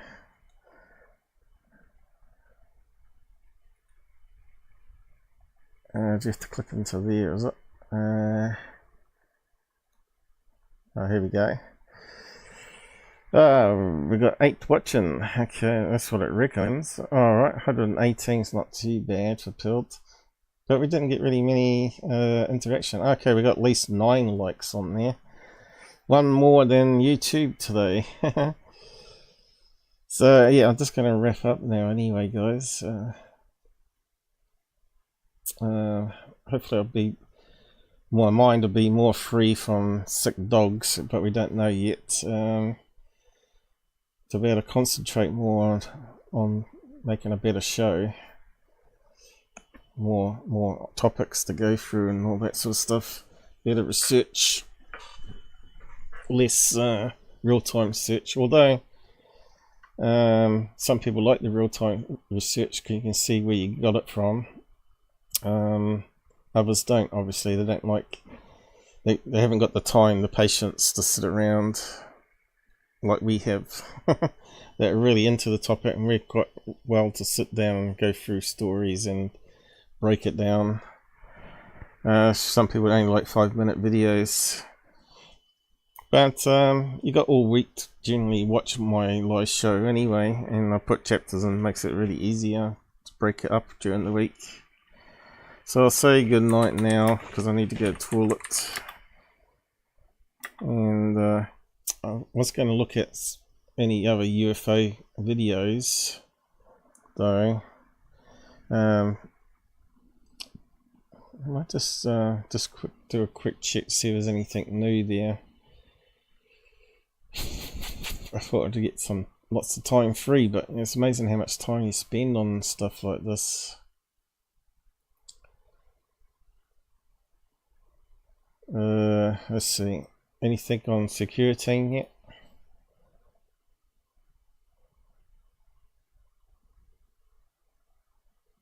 Nope.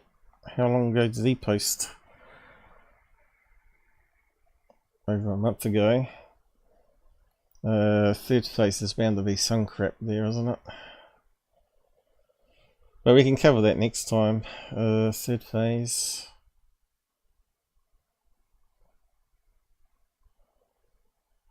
What we got? A couple of crap things here. Detained at Area 51 again. Yeah, Blake, go over the line, get arrested. No, he won't do that. New crazy videos just out. Let's have a pre-check of it anyway.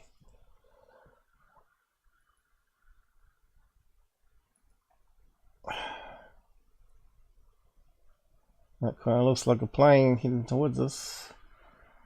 Filmed through a window. That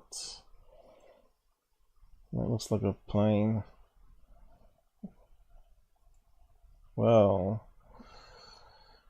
we'll spend some time on that one next time, I suppose.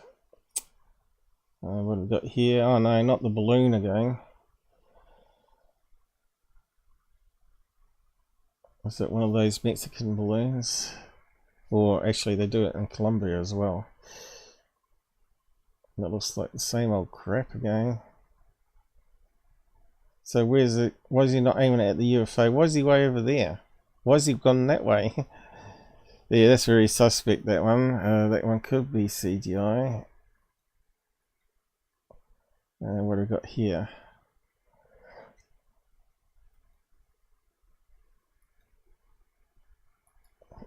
So they only got this one here.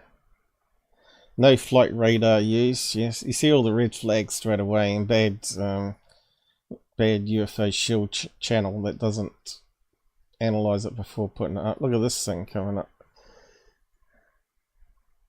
A plane. So what are they talking about planes? Because they're probably thinking what I know, that looks like a plane heading towards us. So what's this one here? Alright. Oh, we got a light being. A ghost. Now, that looks like fog.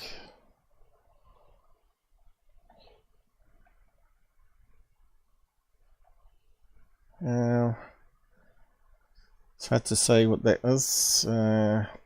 Paranormal, I suppose it could be, but being on being on third phase, highly suspect straight away, right? So is this a stationary? It looks like a strange location for a security camera, doesn't it? So you can create this by breathing out on a cold night, and you get the air that just drifts across in front of the camera. Puff of hot air, condensers. See, if that was an apparition, like you see on some of the ghost shows, you actually see the apparition keep form, and it just walks across the scene and then gradually fades away. This one just deteriorated very quickly.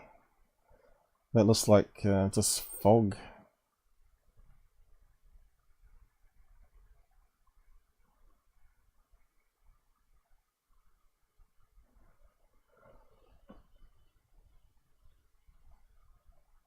Yeah, no.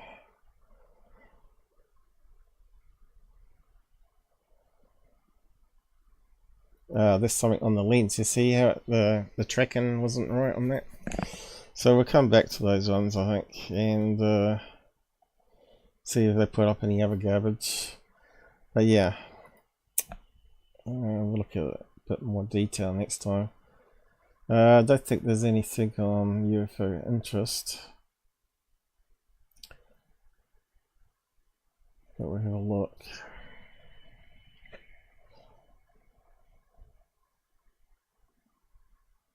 He's normally doing viral FX fakes. Section 51 again. And we got the fake MH370 videos, which are definitely fakes because it was taken from stock footage, right? And messed around with an editor. That's an old fake. Mick West.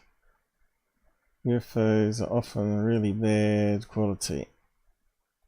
What was that one? UFO videos are really bad quality nowadays. Let's see what we can do with this one though. Zoom in. Look, you can see the square box. You can tell it's really badly CGI'd. It doesn't take too much to spot the box. Oh, Enhance. Not bad. Computer, video match. He's got voice control to his Macintosh. Motion. Huh. Okay. UFO videos are really bad quality nowadays. Let's see what we can do with this one, though. Zoom in. Enhance. Not bad. Computer. Video match. I don't understand what he's trying to do. Motion. Huh. What is this, guys? Section 51. Motion tracking. Anyway, let's carry on.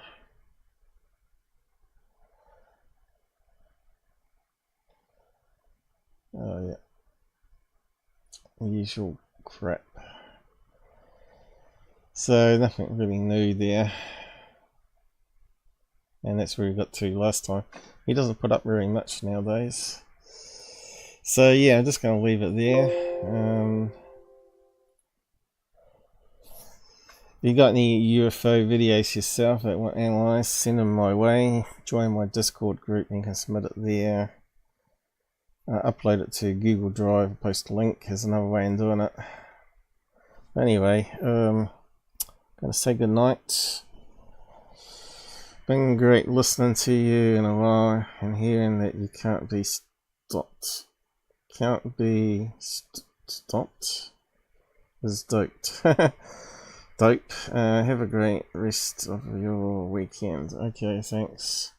Well, it's actually Sunday here, so there's not much of it left. But I might go and sit in the sun before it disappears. Good night, all. See you again soon. I should really start doing middle of the week shows, but I might do a Star Watch. I haven't done a Star Watch one. But the weather's really good now. Like today, it would have been a good one to do afternoon to evening. But we'll see what I'll do. See how the week goes. I don't know what's in hold with dog wise and other things that get in the way. Good night. Beaming out. Boop. Alright. Thanks for joining us today. I know it's only a handful of people, but it's better than nothing, isn't it? And thanks to those on Pilled. We're fairly new on there. What was that, a couple of months now? And it's still getting a bit same, if not better, performance than YouTubers after being on them for 8 years. I've got 8 years of my life on this stuff. Scary thought, but anyway, yes, I've become less skeptical over the years, and there's some credible stuff out there, but there's a lot of noise, so just be aware of that. Always do your own research and have critical thinking.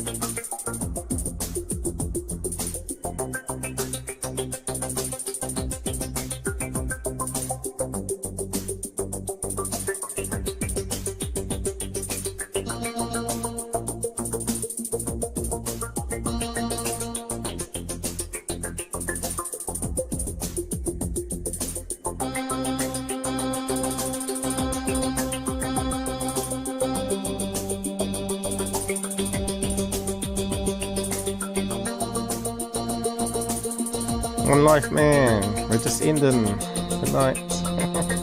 Go back and watch it once it's processed.